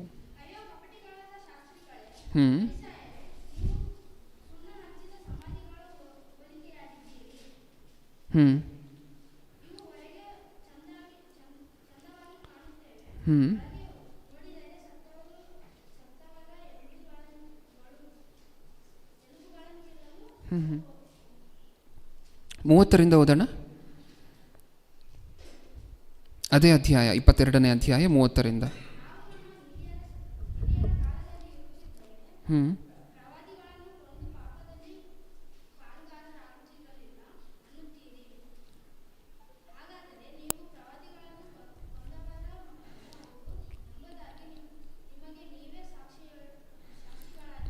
ಓಕೆ, ಒಂದು ನಿಮಿಷ ಪ್ರಿಯರೇ, ಸ್ವಲ್ಪ ಹಿಂದೆ ಶುರು ಮಾಡೋಣ ಇದನ್ನು. ಇಲ್ಲಿ ನಡೆದಿರುವಂತಹ ಸಂದರ್ಭ ನಮಗೆ ಗೊತ್ತು. 22ನೇ ಅಧ್ಯಾಯ 23ನೇ ವಚನದಿಂದ ನಡೆದಿರುವಂಥ ಸಂದರ್ಭ ನಮ್ಮೆಲ್ಲರಿಗೂ ಗೊತ್ತಲ್ವ. ಯೇಸು ಕ್ರಿಸ್ತರ ಹತ್ರ ಬಂದು ಒಂದಷ್ಟು ಜನ ಪ್ರಶ್ನೆ ಮಾಡ್ತಾರೆ. ಏನಂತ? ಭೂಮಿಯ ಮೇಲೆ ಒಬ್ಬ ಸ್ತ್ರೀ ಇರ್ತಾಳೆ. ಓಕೆ, ಆ ಸ್ತ್ರೀಯ ಪುರುಷ ಅಂದರೆ ಸ್ತ್ರೀಗೆ ಪತಿ ಏನಾಗಿರ್ತಾನೆ? ಸತ್ತು ಹೋಗ್ತಾನೆ. ಆಮೇಲೆ ಕ್ರಮದ ಪ್ರಕಾರ ಕುಟುಂಬದಲ್ಲಿರುವಂತಹ ಕಿರಿಯರು ಬಂದು ಆ ಸ್ತ್ರೀಯನ್ನು ಮದುವೆ ಆಗ್ತಾರೆ. ಎಷ್ಟು ಜನ ಮದುವೆ ಆಗ್ತಾರೆ? 7 ಜನ ಮದುವೆ ಆಗ್ತಾರೆ. ಈಗ ನೀನು ಪುನರುದ್ಧಾನ ಇದೆ ಅಂತಿದೆಯಲ್ವ ಪ್ರಭು, ಆ ಪುನರುದ್ಧಾನದಲ್ಲಿ ಹೇಳು ನೋಡೋಣ. ಒಂದು ವೇಳೆ ನೀನು ಹೇಳಿರುವಂಥ ಪುನರುದ್ಧಾನ ಇದ್ದರೆ, ಒಂದು ವೇಳೆ ನೀನು ಹೇಳಿದಂಗೆ ಸತ್ತಂಥವರು ಎದ್ದು ಬರ್ತಾರೆ ಅನ್ನೋ ಹಂಗಿದ್ದರೆ ನನಗೆ ಹೇಳು. ಹಾಗಿದ್ದರೆ ಆ 7 ಜನರಿಗೆ ಸತ್ತ ನಂತರ ಮತ್ತೆ ಎದ್ದ ನಂತರ ಈ ಸ್ತ್ರೀ ಯಾರಿಗೆ ಹೆಂಡತಿಯಾಗಿರ್ತಾಳ 7 ಜನರಲ್ಲಿ? ಇದು ಅವ್ರು ಕೇಳಿದಂತಹ ಪ್ರಶ್ನೆ. 23ನೇ ವಚನದಿಂದ ಓದೋಣ ಈಗ. ಅದೇ ದಿನದಲ್ಲಿ ಸದ್ದುಕಾಯರು ಆತನ ಬಳಿಗೆ ಬಂದರು. ಇವರು ಪುನರುದ್ಧಾನವಿಲ್ಲ ಅನ್ನುವವರು. 24, ಇವರು ಆತನಿಗೆ ಪ್ರಶ್ನೆ ಮಾಡಿದ್ದೇನೆಂದರೆ, ಬೋಧಕನೇ, ಒಬ್ಬನು ಮಕ್ಕಳಿಲ್ಲದೆ ಸತ್ತರೆ ಅವನ ಹೆಂಡತಿಯನ್ನು ಅವನ ತಮ್ಮನ್ನು ಮದುವೆ ಮಾಡಿಕೊಂಡು ತನ್ನ ಅಣ್ಣನಿಗೆ ಸಂತಾನವನ್ನು ಪಡೆಯಬೇಕೆಂದು ಮೋಶೆಯ ಹೇಳಿದ್ದಾನಷ್ಟೇ. 25ನೇ ವಚನ. ಆದರೆ ನಮ್ಮಲ್ಲಿ 7 ಮಂದಿ ಅಣ್ಣ ತಮ್ಮಂದಿರಿದ್ದರು. ಮೊದಲನೆಯವನು ಮದುವೆಯಾಗಿ ತೀರಿ ಹೋದನು. ಅವನಿಗೆ ಸಂತಾನವಿಲ್ಲದ ಕಾರಣ ಹೆಂಡತಿಯನ್ನು ತಮ್ಮ ತಮ್ಮನಿಗೆ ಬಿಟ್ಟನು. ಅದರಂತೆ 2ನೇಯವನು 3ನೇಯವನು ಮುಂತಾದವರು 7ನೇಯವನವರೆಗೂ ಮಾಡಿದರು. ಅವರೆಲ್ಲರೂ ಸತ್ತ ಮೇಲೆ ಆ ಹೆಂಗಸು ಸತ್ತಳು. ಇವಾಗ ಹೇಳು ನೋಡೋಣ ಅಂತ ಹೇಳಿ ಪ್ರಶ್ನೆ ಮಾಡ್ತಿದ್ದಾರೆ 28ನೇ ವಚನದಲ್ಲಿ. ಹಾಗಾದರೆ ಪುನರುದ್ಧಾನದಲ್ಲಿ ಆಕೆ ಆ 7 ಮಂದಿಯಲ್ಲಿ ಯಾರಿಗೆ ಹೆಂಡತಿಯಾಗಿರುವಳು? ಇವರು ಮನಸ್ಸಲ್ಲಿರುವಂತಹ ಭಾವ ನಮಗೆ ಅರ್ಥ ಆಯ್ತಾ? ಮನಸ್ಸಲ್ಲಿ ಇವ್ರು ನಂಬಿದ್ದಂತಹದ್ದೇ ಹೊರಗಡೆ ಬರ್ತಿದೆ ಅಲ್ವಾ? ಇವರ ಪಾಯಿಂಟ್ ಒಂದೇ ಪ್ರಿಯರೇ. ಏನು? ಇವ್ರು ಏನಂತ ನಂಬಿದ್ದಾರೆ? ಇಷ್ಟಕ್ಕೂ ಪುನರುದ್ಧಾನ ಇಲ್ಲ ಅಂತ ಹೇಳಿ ನಂಬಿದ್ದಾರೆ. ಹೆಂಗಾದರೂ ಮಾಡಿ ಜನರೆಲ್ಲರನ್ನು ಏನಂತ ನಂಬಿಸ್ಬೇಕು? ಪುನರುದ್ಧಾನ ಇಲ್ಲ ಅಂತ ನಂಬಿಸ್ಬೇಕು. ಅದು ಮಾತ್ರ ಇವ್ರ ಪಾಯಿಂಟ್. ಅದಕ್ಕೋಸ್ಕರ ಇಷ್ಟೆಲ್ಲ ಪಚೀತಿ ಪ್ರಯಾಸಗಳನ್ನು ಪಡ್ತಿದ್ದಾರೆ. ಹೌದಲ್ವಾ? ಇವರು ನಂಬಿರುವಂತಹದ್ದು, ಇವರು ಆಳವಾಗಿ ದೃಢವಾಗಿ ನಂಬಿರುವಂತಹ ಪುನರುದ್ಧಾನ ಇಲ್ಲ ಅನ್ನುವಂತಹ ವಿಚಾರವನ್ನು ಇನ್ನೊಬ್ಬರೂ ಸಹ ನಂಬೋ ಹಾಗೆ ಮಾಡಬೇಕು. ಆದರೆ ಯೇಸು ಕ್ರಿಸ್ತರು ಏನಂತ ಬೋಧನೆ ಮಾಡ್ಕೊಂಡು ಓಡಾಡ್ತಿದ್ದಾರೆ? ಪುನರುದ್ಧಾನ ಇದೆ, ಲೆಕ್ಕ ಕೇಳ್ತಾರೆ ದೇವರು, ಇದನ್ನೆಲ್ಲ ಹೇಳಿ ಯೇಸು ಕ್ರಿಸ್ತರು ಬೋಧನೆ ಮಾಡ್ತಿದ್ದಾರೆ. ಅದಕ್ಕೆ ಇವ್ರ ಪಾಯಿಂಟ್ ಏನಂದರೆ, ಬಂದು ಯೇಸು ಕ್ರಿಸ್ತರಿಗೆ ಪ್ರಶ್ನೆ ಮಾಡಬೇಕು. ಯಾರ ಮುಂದೆ? ಜನರ ಮುಂದೆ. ಅವಾಗ ಜನರ ಮನಸ್ಸಲ್ಲೂ ಕ್ವೆಶನ್ ಬರಬೇಕು. ಹೌದಲ್ವಾ? ಲಾಜಿಕ್ ಇಲ್ಲದೆ ಮಾತಾಡ್ತಿದ್ದಾರಲ್ವ ಯೇಸು ಕ್ರಿಸ್ತರು. 7 ಜನ ಇದ್ದಾರೆ ಅಂದರೆ ಆ ಸ್ತ್ರೀ ಪುನರುದ್ಧಾನದಲ್ಲಿ ಯಾರಿಗೆ, ಪುನರುದ್ಧಾನ ಹೊಂದಿದ ನಂತರ ಯಾರಿಗೆ ಹೆಂಡತಿಯಾಗಿರ್ತಾಳೆ? ಈ ಪ್ರಶ್ನೆಗಳನ್ನೆಲ್ಲ ಹಾಕಿದ್ರೆ ಪುನರುದ್ಧಾನ ಇದೆ ಅಂತ ಹೇಳಿ ನಂಬದವರು ಸಹ ಆ ನಂಬಿಕೆಯನ್ನು ಬಿಟ್ಬಿಡ್ತಾರೆ. ಆ ಪಾಯಿಂಟ್ ಆಫ್ ವ್ಯೂ ಇಟ್ಕೊಂಡು ಪ್ರಶ್ನೆ ಮಾಡ್ತಿದ್ದಾರೆ. ಹಾಗಾದರೆ ಸತ್ಯವೇದದಲ್ಲಿ ನೆಕ್ಸ್ಟ್ ಯಾರಾದರೂ ಇನ್ನೊಂದು ಸ್ವಲ್ಪ ದಿನ ಆದ ನಂತರ ನಿಮ್ಮ ಹತ್ರ ಬಂದು ಪ್ರಶ್ನೆ ಕೇಳಿದ್ರು ಅಂತ ಅಂದ್ಕೊಳ್ಳಿ. ಬ್ರದರ್, ಸತ್ಯವೇದದಲ್ಲಿ ಒಂದು ಘಟನೆ ಇದೆಯಲ್ವಾ? ಆ 7 ಜನರಲ್ಲಿ 7 ಜನ ಪುರುಷರಲ್ಲಿ ಆ ಸ್ತ್ರೀ ಮತ್ತೆ ಪುನರುದ್ಧಾನ ಹೊಂದಿದ ನಂತರ ಯಾರಿಗೆ ಹೆಂಡತಿಯಾಗಿರ್ತಾಳೆ ಅನ್ನುವಂಥ ಪ್ರಶ್ನೆ ಇದೆಯಲ್ವಾ?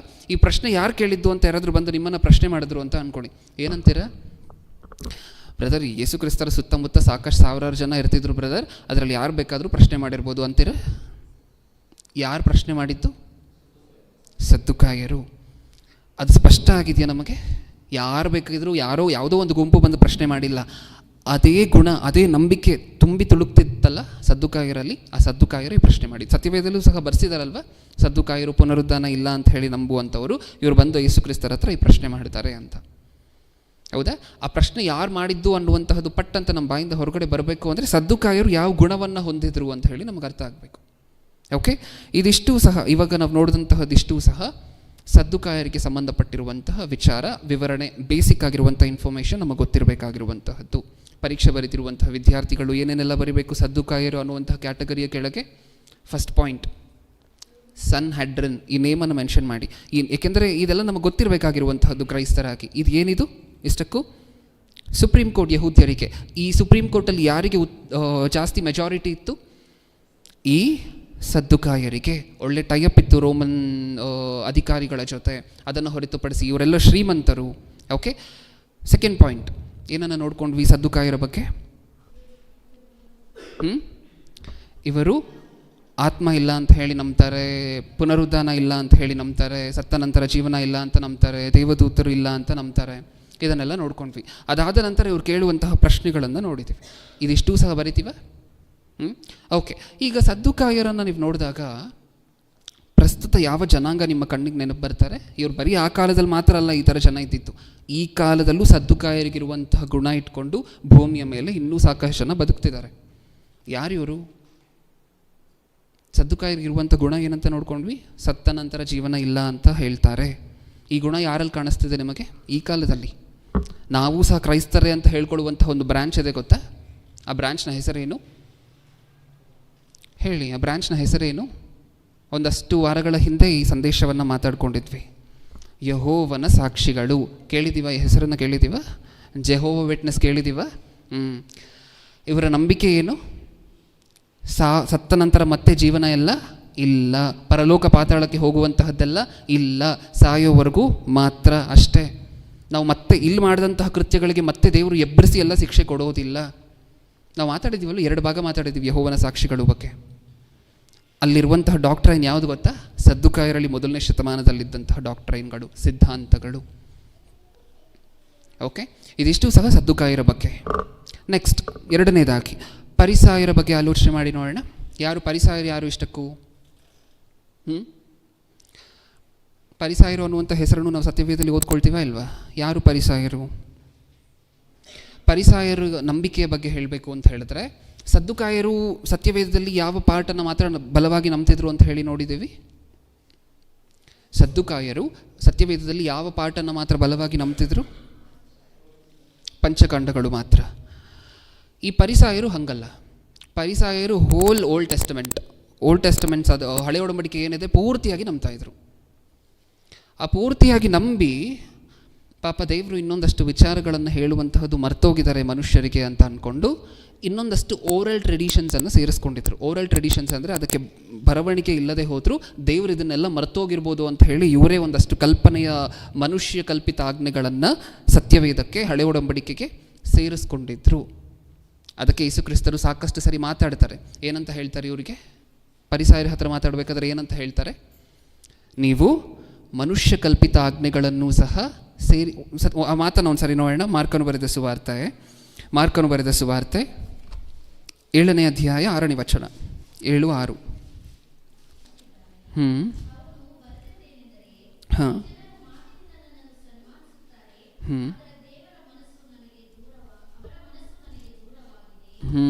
ಸಾಕು. ನಮಗೆ ಅರ್ಥ ಆಯ್ತಾ? ಇವ್ರು ಏನನ್ನೂ ಸೇರಿಸ್ಕೊಂಡಿದ್ರಂತೆ.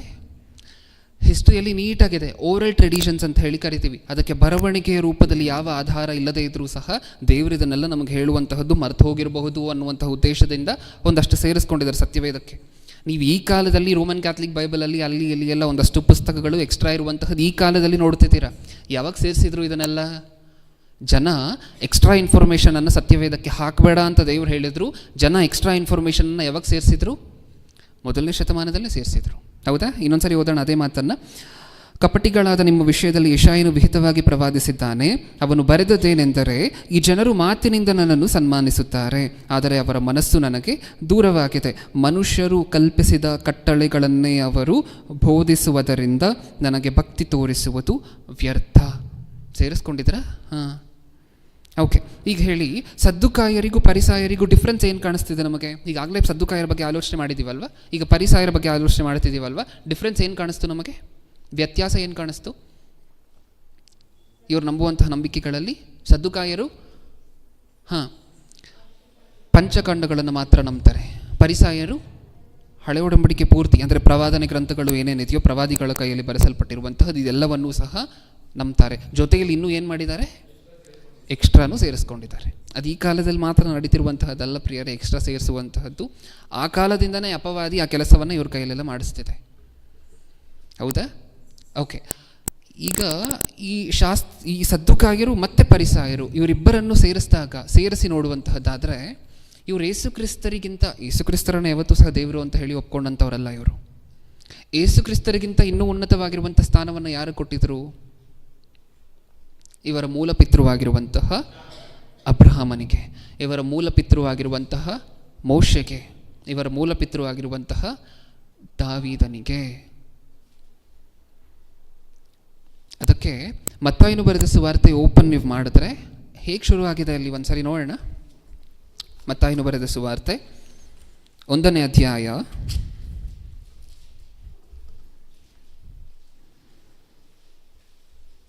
1ನೇ ವಚನ.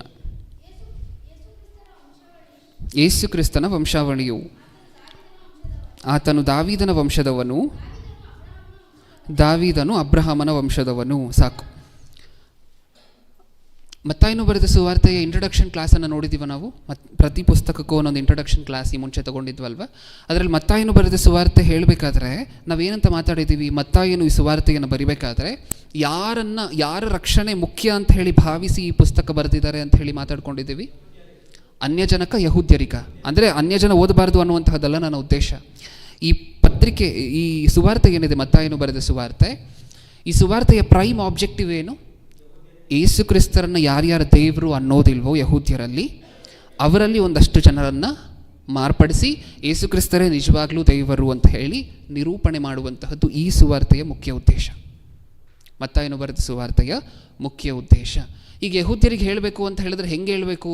ಅದಕ್ಕೆ ಹೆಂಗೆ ಓಪನ್ ಮಾಡಿದ್ದಾರೆ ಮತ್ತಾಯನು ಬರೆದ ಸುವಾರ್ತೆ 1ನೇ ಅಧ್ಯಾಯ 1ನೇ ವಚನವನ್ನು? ಯೇಸು ಕ್ರಿಸ್ತನ ವಂಶಾವಳಿಯು, ಆತನು ದಾವೀದನ ವಂಶದವರು. ಯಾಕೆಂದರೆ ಈ ಜನ ಯಾರನ್ನು ನಂಬ್ತಾರೆ? ಯಹೂದ್ಯರು ಜಾಸ್ತಿ ಯೇಸು ಕ್ರಿಸ್ತರಿಗಿಂತ ಹೆಚ್ಚಾಗಿ ಯಾರನ್ನು ನಂಬ್ತಾರೆ? ದಾವೀದನನ್ನು, ಅಬ್ರಹಾಮನನ್ನು. ಅದಕ್ಕೋಸ್ಕರ ಓಪನಿಂಗ್ ಮಾಡಬೇಕಾದ್ರೆ ಹೇಗೆ ಓಪನ್ ಮಾಡಿದ್ದಾರೆ? ಆತನು ದಾವೀದನ ವಂಶದವನು, ದಾವೀದನು ಅಬ್ರಹಾಮನ ವಂಶದವನು. ಅಂದರೆ ನೀವು ಯಾವ ದಾವೀದನನ್ನು ನಂಬ್ತಿರೋ ಯೇಸು ಕ್ರಿಸ್ತರಿಗಿಂತ ಜಾಸ್ತಿ, ನೀವು ಯಾವ ಅಬ್ರಹಾಮನನ್ನು ನಂಬ್ತಿರೋ ಯೇಸು ಕ್ರಿಸ್ತರಿಗಿಂತ ಜಾಸ್ತಿ, ಈ ಯೇಸು ಕ್ರಿಸ್ತರು ಆ ಇಬ್ಬರ ವಂಶದಿಂದ ಬಂದಂಥವರೇ ಅಂತ ಹೇಳಿ ಕನೆಕ್ಟ್ ಮಾಡ್ತಿದ್ದಾರೆ. ಹೌದಾ? ಮತ್ತೆ ಪಾಠಕ್ಕೆ ಹಿಂದಿರುಗಿ ಬಂದು ಯಾವ ಡಿವಿಷನಲ್ಲಿದ್ದೀವಿ? ಪರಿಸಾಯರು ಅನ್ನುವಂಥ ಕ್ಯಾಟಗರಿಯಲ್ಲಿ ಆಲೋಚನೆ ಮಾಡಿ ನೋಡ್ತಿದ್ದೀವಿ. ಹಾಗಾದರೆ ಸದ್ದುಕಾಯರು, ಪರಿಸಾಯರು ಇವರಿಬ್ಬರೂ ಸಹ ಯೇಸು ಕ್ರಿಸ್ತರನ್ನ ದೇವರು ಅಂತ ನಂಬ್ತಾರೆ? ಇಲ್ಲ. ಯೇಸು ಕ್ರಿಸ್ತರಿಗಿಂತ ಸದ್ದುಕಾಯರು ಮತ್ತು ಪರಿಸಾಯರು ಯಾರನ್ನು ಮುಖ್ಯ ಸ್ಥಾನದಲ್ಲಿ ಇಟ್ಟಿದ್ದಾರೆ? ದಾವೀದನನ್ನು, ಅಬ್ರಹಾಮನನ್ನು, ಮೋಶೆಯನ್ನು, ಇವರನ್ನು ಮುಖ್ಯ ಸ್ಥಾನದಲ್ಲಿ ಇಟ್ಟಿದ್ದಾರೆ. ಓಕೆ, ಫಸ್ಟ್ ಪಾಯಿಂಟ್ ಆಲೋಚನೆ ಮಾಡಿ ಮುಗಿಸಿದೀವಲ್ವ ಪರಿಸಾಯರ ಬಗ್ಗೆ. ಫಸ್ಟ್ ಪಾಯಿಂಟ್ ಏನು? ಹಳೆ ಒಡಂಬಡಿಕೆ ಪೂರ್ತಿಯನ್ನು ಇವರು ನಂಬ್ತಾರೆ. ಪಂಚಕಾಂಡಗಳ ಜೊತೆ ಪ್ರವಾದನೆ ಗ್ರಂಥಗಳನ್ನು ನಂಬ್ತಾರೆ. ಜೊತೆಯಲ್ಲಿ ಇನ್ನೂ ಸಹ ಎಕ್ಸ್ಟ್ರಾ ಸೇರಿಸ್ಕೊಂಡಿದ್ದಾರೆ. ಸೆಕೆಂಡ್ ಪಾಯಿಂಟ್ ಪರಿಸಾಯರ ಬಗ್ಗೆ. ಇವರು ಸದ್ದುಕಾಯರು ಏನೇನು ಇಲ್ಲ ಅಂತ ಹೇಳಿ ನಂಬ್ತಿದ್ರೋ ಎಲ್ಲ ಇದೆ ಅಂತ ಹೇಳಿ ನಂಬುವಂಥವ್ರು ಇವರು. ಏನೇನಿಲ್ಲ ಅಂತ ಇದ್ರು ಸದ್ದುಕಾಯರು? ಪುನರುತ್ಥಾನ ಇಲ್ಲ ಅಂತಿದ್ರೆ ಇವರು ಇದೆ ಅಂತ ನಂಬುವಂಥವ್ರು ಪರಿಸಾಯರು. ದೇವದೂತರು ಇಲ್ಲ ಅಂತ ಹೇಳಿ ನಂಬ್ತಿದ್ರೆ ಸದ್ದುಕಾಯರು. ಪರಿಸಾಯರೆಂಥವರು? ದೇವದೂತರು ಇದ್ದಾರೆ, ಆತ್ಮ ಇದೆ ಅಂತ ಹೇಳಿ ನಂಬುವಂಥವರು ಪರಿಸಾಯರು. ಅದಕ್ಕೆ ಸಂಬಂಧಪಟ್ಟಿರುವಂತಹ ವಚನವನ್ನು ಓದೋಣ ಒಂದು ಸಾರಿ. ಅಪೋಸ್ತಲರ ಕೃತ್ಯಗಳು 23ನೇ ಅಧ್ಯಾಯ 8ನೇ ವಚನ. ಈಗಾಗಲೇ ಓದಿರುವಂತಹ ವಚನನೇ, 23:8.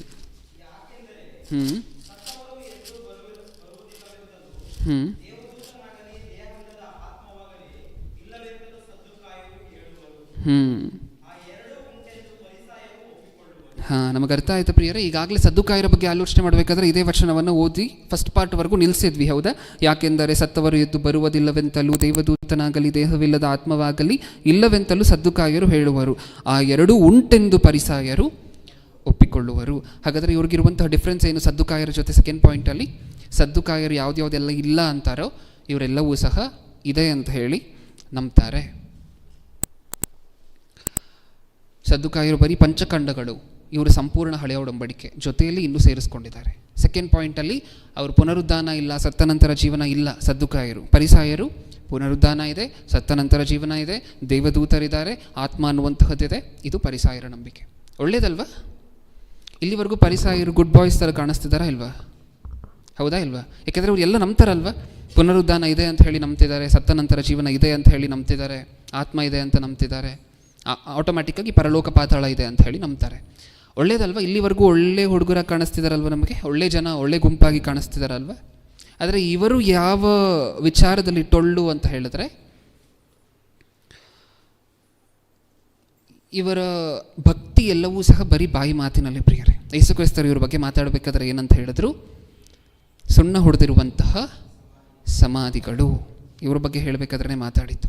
ಯಾಕೆ ಅಂದರೆ ಇವರ ಮನಸ್ಸೆಲ್ಲವೂ ಸಹ ಎಲ್ಲಿರ್ತಿತ್ತು ಅಂತ ಹೇಳಿದ್ರೆ ಆಚಾರಗಳು, ಕಸ್ಟಮ್ಸ್ ಆ್ಯಂಡ್ ಟ್ರೆಡಿಷನ್ಸ್ ಅಂತ ಹೇಳಿ ಕರಿತೀವಲ್ವ. ಕೈ ತೊಳೆದು ಊಟ ಮಾಡಬೇಕು, ಮೇಲ್ಕುಲಕ್ಕೆ ಸೇರಿದಂಥವರು ಕೆಳಕುಲಕ್ಕೆ ಸೇರಿದಂಥವರ ಜೊತೆ ಕೂತ್ಕೊಂಡು ಊಟ ಮಾಡಬಾರ್ದು, ಸಬ್ಬತ್ ದಿನವನ್ನು ಕರೆಕ್ಟಾಗಿ ಆಚರಿಸ್ಬಿಡಬೇಕು, ಆಮೇಲೆ ಉಪವಾಸವನ್ನು ಕರೆಕ್ಟಾಗಿ ಮಾಡಬೇಕು, ಕಾಣಿಕೆಯನ್ನು ಕರೆಕ್ಟಾಗಿ ಕೊಡಬೇಕು. ಇಷ್ಟು ಮಾಡ್ತಾ ಬಂದರೆ ನಮ್ಮಷ್ಟು ದೊಡ್ಡ ಭಕ್ತರು ಇನ್ನೊಬ್ರು ಇರೋದಿಲ್ಲ. ಭಕ್ತಿ ಇಲ್ಲದೆ ಹೋದರೂ ಪರವಾಗಿಲ್ಲ, ಮನಸ್ಸಿನ ಒಳಗಡೆ ಏನಿದೆ ಅನ್ನುವಂತಹದ್ದು ಗೊತ್ತಿಲ್ಲದೆ ಹೋದರೂ ಪರವಾಗಿಲ್ಲ. ಮನಸ್ಸಿನ ಒಳಗಡೆ ಗಲೀಜು, ಅದು ಇದು ಕಸ ಎಲ್ಲ ಇಟ್ಕೊಂಡ್ರೂ ಪರವಾಗಿಲ್ಲ. ಹೊರಗಡೆ ಮಾತ್ರ ಉಪವಾಸ ಮಾಡಿದ್ರೆ ಸಾಕು, ಹೊರಗಡೆ ಮಾತ್ರ ಕಾಣಿಕೆಯನ್ನು ಕೊಟ್ಟರೆ ಸಾಕು, ದಶಮಾಂಶ. ಹೊರಗಡೆ ಮಾತ್ರ ಆಚಾರ ವಿಚಾರಗಳನ್ನು ಕೈ ತೊಳೆಯುವಂತಹದ್ದು, ದೇಹವನ್ನು ಶುಚಿ ಮಾಡಿಕೊಳ್ಳುವಂತಹದ್ದು, ಇದೆಲ್ಲ ಮಾಡಿದ್ರೆ ಸಾಕು ಅನ್ನುವಂತಹದ್ದು ಇವರ ಬಿಲೀಫ್ ಸಿಸ್ಟಮ್. ಹೌದಾ? ಅದಕ್ಕೆ ಇವರ ಪ್ರಶ್ನೆಗಳೆಲ್ಲವೂ ಸಹ, ಇವರು ಎಲ್ಲೆಲ್ಲಿ ಯೇಸು ಕ್ರಿಸ್ತರಿಗೆ ಪ್ರಶ್ನೆ ಮಾಡ್ತಾರೋ ಅಲ್ಲಿ ಎಲ್ಲವೂ ಸಹ ಪ್ರಶ್ನೆಗಳು ಯಾವ ಥರ ಕಾಣಿಸ್ತಿರುತ್ತೆ? ಆಚಾರಕ್ಕೆ ಸಂಬಂಧಪಟ್ಟಿರುವಂಥ ಪ್ರಶ್ನೆಗಳೇ ಕಾಣಿಸ್ತಿರುತ್ತೆ. ಸದ್ದುಕಾಯರು ಮಾಡಿದಂತಹ ಪ್ರಶ್ನೆಗಳಲ್ಲಿ ಏನಿರುತ್ತೆ? ಪುನರುದ್ಧಾನಕ್ಕೆ ಸಂಬಂಧಪಟ್ಟಿರುವಂತಹ ಪ್ರಶ್ನೆಗಳಿರುತ್ತೆ. ಇವ್ರು ಮಾಡುವಂತಹ ಪ್ರಶ್ನೆಗಳಲ್ಲಿ ಏನಿರುತ್ತೆ?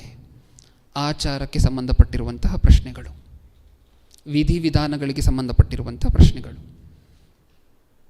ಉದಾಹರಣೆ ಕೊಡಬೇಕು ಅಂತ ಹೇಳಿದ್ರೆ ನಮಗಿನ್ನೂ ಸ್ಪಷ್ಟವಾಗಿ ಅರ್ಥ ಆಗಬೇಕಂದ್ರೆ, ನಾವು ರೊಟ್ಟಿ ಕಾರ್ಯಕ್ರಮಕ್ಕೆ ಕೈ ಹಾಕ್ತೀವ ಪ್ರತಿನಿತ್ಯವೂ ಸಹ. ಪ್ರಪಂಚದಲ್ಲಿರುವಂತಹ ಬಹುತೇಕ ಜನ ಕ್ರೈಸ್ತರು ರೊಟ್ಟಿ ಕಾರ್ಯಕ್ರಮದಲ್ಲಿ ಕೈ ಹಾಕ್ತಾರೆ.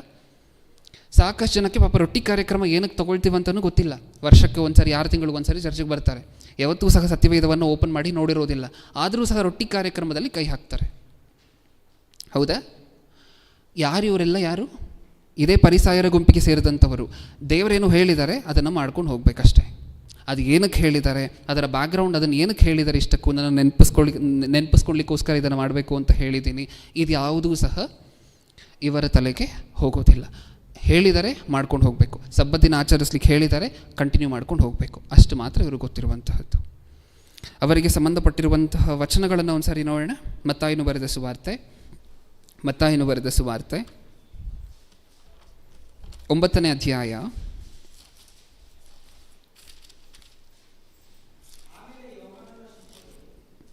ಮತ್ತಾಯನು ಬರೆದ ಸುವಾರ್ತೆ 9ನೇ ಅಧ್ಯಾಯ 11ನೇ ವಚನ. 9-11.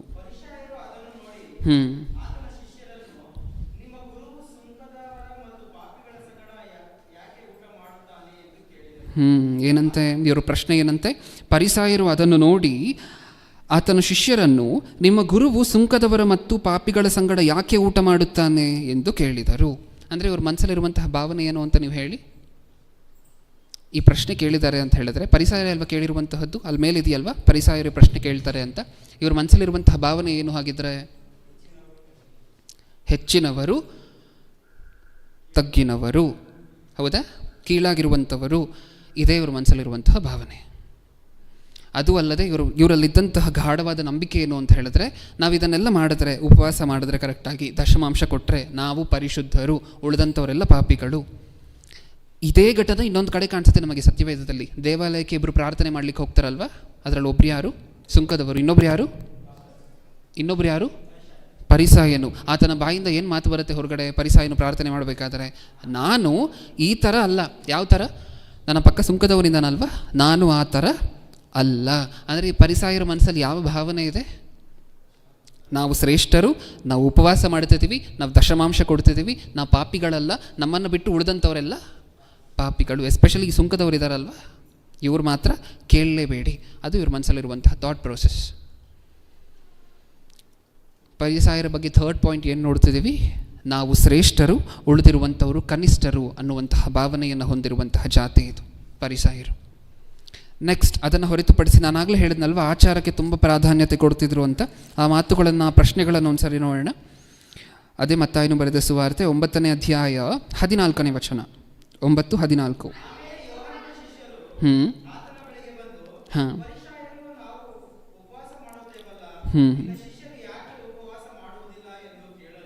ಸಾಕು.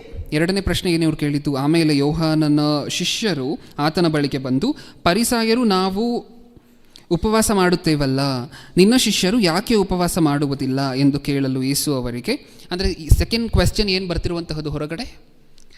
ಉಪವಾಸ. ನಾವು ಉಪವಾಸ ಮಾಡ್ತೀವಲ್ವ, ನಿನ್ನ ಶಿಷ್ಯರು ಯಾಕೆ ಉಪವಾಸ ಮಾಡುವುದಿಲ್ಲ? ಅಂದರೆ ಇವರ ಮನಸ್ಸಲ್ಲಿರುವಂತಹದ್ದು, ನಾವು ಉಪವಾಸ ಮಾಡ್ತೀವಿ, ಅವ್ರು ಯಾಕೆ ಉಪವಾಸ ಮಾಡೋದಿಲ್ಲ. ನೆಕ್ಸ್ಟ್, ಈಗಾಗಲೇ ಮುಂಚೆ ಒಂದು ಓದಿದ್ದೀವಲ್ವ, ನಾವು ಬರೀ ಮೇಲ್ಕುಲದವರ ಜೊತೆ ಕೂತ್ಕೊಂಡು ಊಟ ಮಾಡುವಂತಹದ್ದು, ನೀವು ಯಾಕೆ ಕೆಳಕುಲದವರ ಜೊತೆನೂ ಊಟ ಮಾಡ್ತೀರಾ ಕೂತ್ಕೊಂಡು? 3rd question. 3ನೇ ಪ್ರಶ್ನೆಯನ್ನು ನೋಡೋಣ. ಹಾಗೆ ಮುಂದೆ ಓದ್ಕೊಂಡು ಹೋದರೆ 12ನೇ ಅಧ್ಯಾಯ 2ನೇ ವಚನವನ್ನು ಓದೋಣ. ಮತ್ತಾಯನು ಬರೆದ ಸುವಾರ್ತೆ 12:2.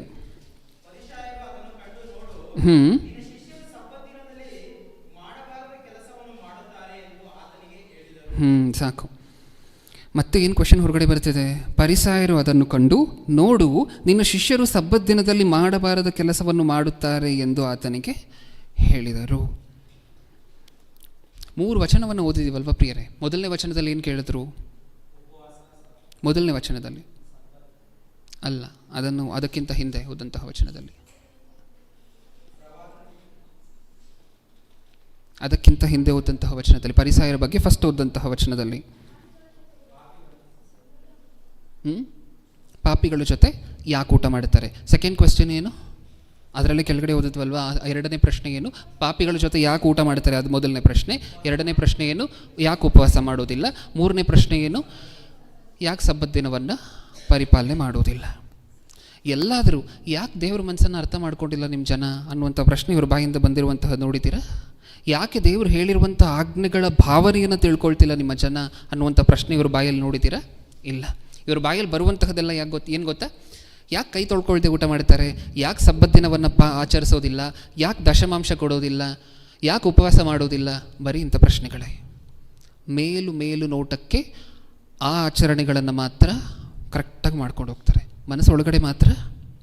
ಮನಸ್ಸೊಳಗಡೆ ಇರುವಂತಹದ್ದೆಲ್ಲ ದೇವರಿಗೆ ದೂರವಾಗಿರುವಂತಹ ವಿಚಾರ. ಇದು ಫರಿಸಾಯರ ಶ್ರೇಷ್ಠತೆ, ಹೌದಾ? ಇನ್ನು ನಮಗೆ ಗೊತ್ತಿರುವಂತಹ ಭಕ್ತರಲ್ಲಿ ಅಥವಾ ಹೊಸ ಒಡಂಬಡಿಕೆಯಲ್ಲಿರುವಂತಹ ಶಿಷ್ಯರಲ್ಲಿ ಯಾರಾದರೂ ಈ ಫರಿಸಾಯರ ಕ್ಯಾಟಗರಿಗೆ ಸೇರಿದಾರಾ ಅಂತ ಹೇಳಿ ನೋಡಿದ್ರೆ ಯಾರು ಸೇರಿದ್ದಾರೆ? ಅಪೊಸ್ತಲನಾಗಿರುವಂಥ ಪೌಲನು ಗೊತ್ತಲ್ವ ನಮಗೆ? ಆ ಪೌಲನು ಇಷ್ಟಕ್ಕೂ ಸದ್ದುಕಾಯನ ಫರಿಸಾಯನ? ಒಂದ್ಸರಿ ನೋಡೋಣ. ಮಾರ್ಕನು ಬರೆದ ಸುವಾರ್ತೆ, ಅಪೊಸ್ತಲರ ಕೃತ್ಯಗಳು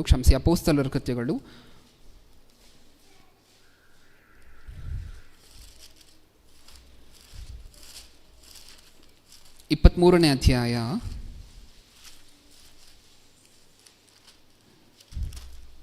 6ನೇ ವಚನ. 23:6.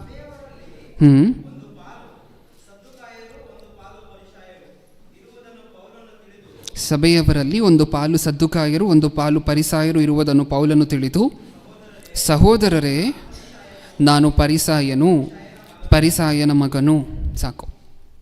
ಯಾರಂತೆ? ಅಪೊಸ್ತಲನಾಗಿರುವಂಥ ಪೌಲನು ಯಾವ ಕ್ಯಾಟಗರಿಗೆ ಸೇರಿರುವಂಥವರು? ಫರಿಸಾಯರ ಕ್ಯಾಟಗರಿಗೆ ಸೇರಿರು. ಇದು ಎಕ್ಸ್ಟ್ರಾ ಇನ್ಫಾರ್ಮೇಷನ್. ನೀವು ಪರೀಕ್ಷೆಯಲ್ಲಿ ಬರೀಬೇಕಾಗಿರುವಂಥ ಅನಿವಾರ್ಯತೆ ಇಲ್ಲ. ಪರೀಕ್ಷೆಯಲ್ಲಿ ಮುಖ್ಯವಾಗಿ ಬರೀಬೇಕಾಗಿರುವಂತಹದ್ದು ಇವರು ಎಲ್ಲಿಂದ ಬಂದರು, ಈ 3 ಕ್ಯಾಟಗರಿಯ ಜನ, ಮತ್ತು ಇವರು ನಂಬಿದ್ದಂತಹ ನಂಬಿಕೆಗಳು, ಆ ನಂಬಿಕೆಗೆ ಆಧಾರಗಳು ಏನೇನು ಅಂತ ಹೇಳಿ. ಓಕೆ. ಇನ್ನು ಫರಿಸಾಯರಿಗಿದ್ದಂಥ ಇನ್ನೊಂದು ಗುಣ ಏನು ಅಂತ ಹೇಳಿದ್ರೆ, ಇಷ್ಟಕ್ಕೂ ಫರಿಸಾಯರು ಅಂತ ಹೇಳಿದ್ರೆ ಒಂದು ರೀತಿಯಾಗಿ ಬೋಧಕರು ಪ್ರಿಯರೇ. ಮೊದಲನೇ ಶತಮಾನದಲ್ಲಿ ಬೋಧನೆ ಮಾಡುವಂತಹದ್ದು, ಜನರಿಗೆ ಧರ್ಮಶಾಸ್ತ್ರವನ್ನು ಎಕ್ಸ್ಪ್ಲೇನ್ ಮಾಡುವಂತಹದ್ದು ಇವ್ರ ಕೆಲಸ ಆಗಿತ್ತು, ಫರಿಸಾಯರ ಕೆಲಸ. ಇವ್ರು ಏನು ಮಾಡ್ತಿದ್ರು ಇಷ್ಟಕ್ಕೂ? ಫರಿಸಾಯರು ಆ ವಚನವನ್ನು ಒಂದ್ಸಾರಿ ನೋಡೋಣ. 23ನೇ ಅಧ್ಯಾಯ 6ನೇ ವಚನ, ಅಪೊಸ್ತಲರ ಕೃತ್ಯಗಳು. ಈಗ ನಾವು ಓದಿದ್ವಲ್ವ ಅಧ್ಯಾಯ, ಅದರಲ್ಲೇ 6ನೇ ವಚನ, 23:6.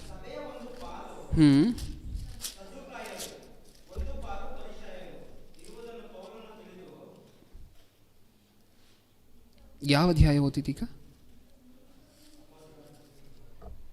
ಓಕೆ, ಮತ್ತಾಯನು ಬರೆದ ಸುವಾರ್ತೆ 23ನೇ ಅಧ್ಯಾಯ.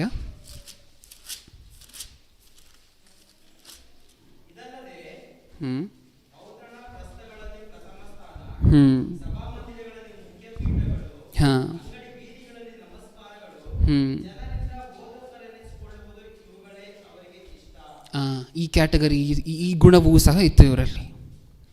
ಅಂದರೆ ಮಾಡರ್ನ್ ವರ್ಲ್ಡಲ್ಲಿ ಈಗಿರುವಂತಹ ಕ್ರಿಶ್ಚಿಯನ್ ಸೊಸೈಟಿಲಿ ಹೇಳಬೇಕು ಅಂತ ಹೇಳಿದ್ರೆ, ನಾನು ಎಲ್ಲರ ಬಗ್ಗೆಯೂ ಮಾತಾಡ್ತಿಲ್ಲ, ಕೆಲವರು ಒಂದು ವೇಳೆ ನಾವು ಬೋಧಕರಾದರೆ ನಮಗೆ ಶ್ರೇಷ್ಠತೆ ಸಿಕ್ಕುತ್ತೆ, ಜನ ನಮಗೆ ಗೌರವ ಕೊಡ್ತಾರೆ, ಮನೆಗೂ ಪ್ರಾರ್ಥನೆ ಕರೀತಾರೆ, ಅದಕ್ಕೋಸ್ಕರ ಒಂದು ವೇಳೆ ಅದನ್ನು ಮಾತ್ರ ಮನಸ್ಸಲ್ಲಿ ಇಟ್ಕೊಂಡು ಬೋಧಕರಾದರೆ, ನಾನು ಎಲ್ಲರೂ ಅಂತ ಖಂಡಿತವಾಗ್ಲೂ ಹೇಳ್ತಿಲ್ಲ, ಕೆಲವರು ಯಾರಾದರೂ ಆ ಮೆಂಟಾಲಿಟಿ ಇಟ್ಕೊಂಡಾಗಿದ್ದರೆ ಅವ್ರು ಯಾವ ಕ್ಯಾಟಗರಿಗೆ ಸೇರಿರುವಂಥವರು?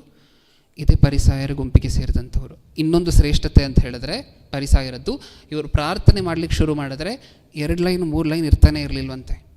ಎಷ್ಟಿರ್ತಿತ್ತು ಇವರು ಪ್ರಾರ್ಥನೆ ಮಾಡಲಿಕ್ಕೆ ಶುರು ಮಾಡಿದ್ರೆ?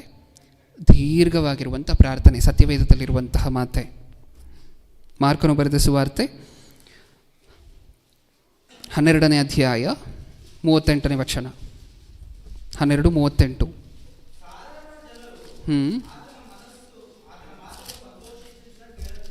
ಹಾಂ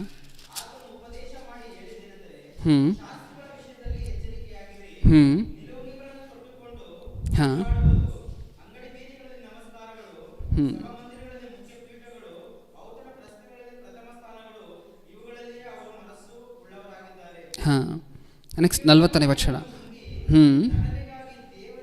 ನಟನೆಗಾಗಿ ದೇವರಿಗೆ ಉದ್ದವಾದ ಪ್ರಾರ್ಥನೆಗಳನ್ನು ಮಾಡುವವರಾದ ಇವರು ಹೆಚ್ಚಾದ ದಂಡನೆಯನ್ನು ಹೊಂದುವರು ಅಂದನು.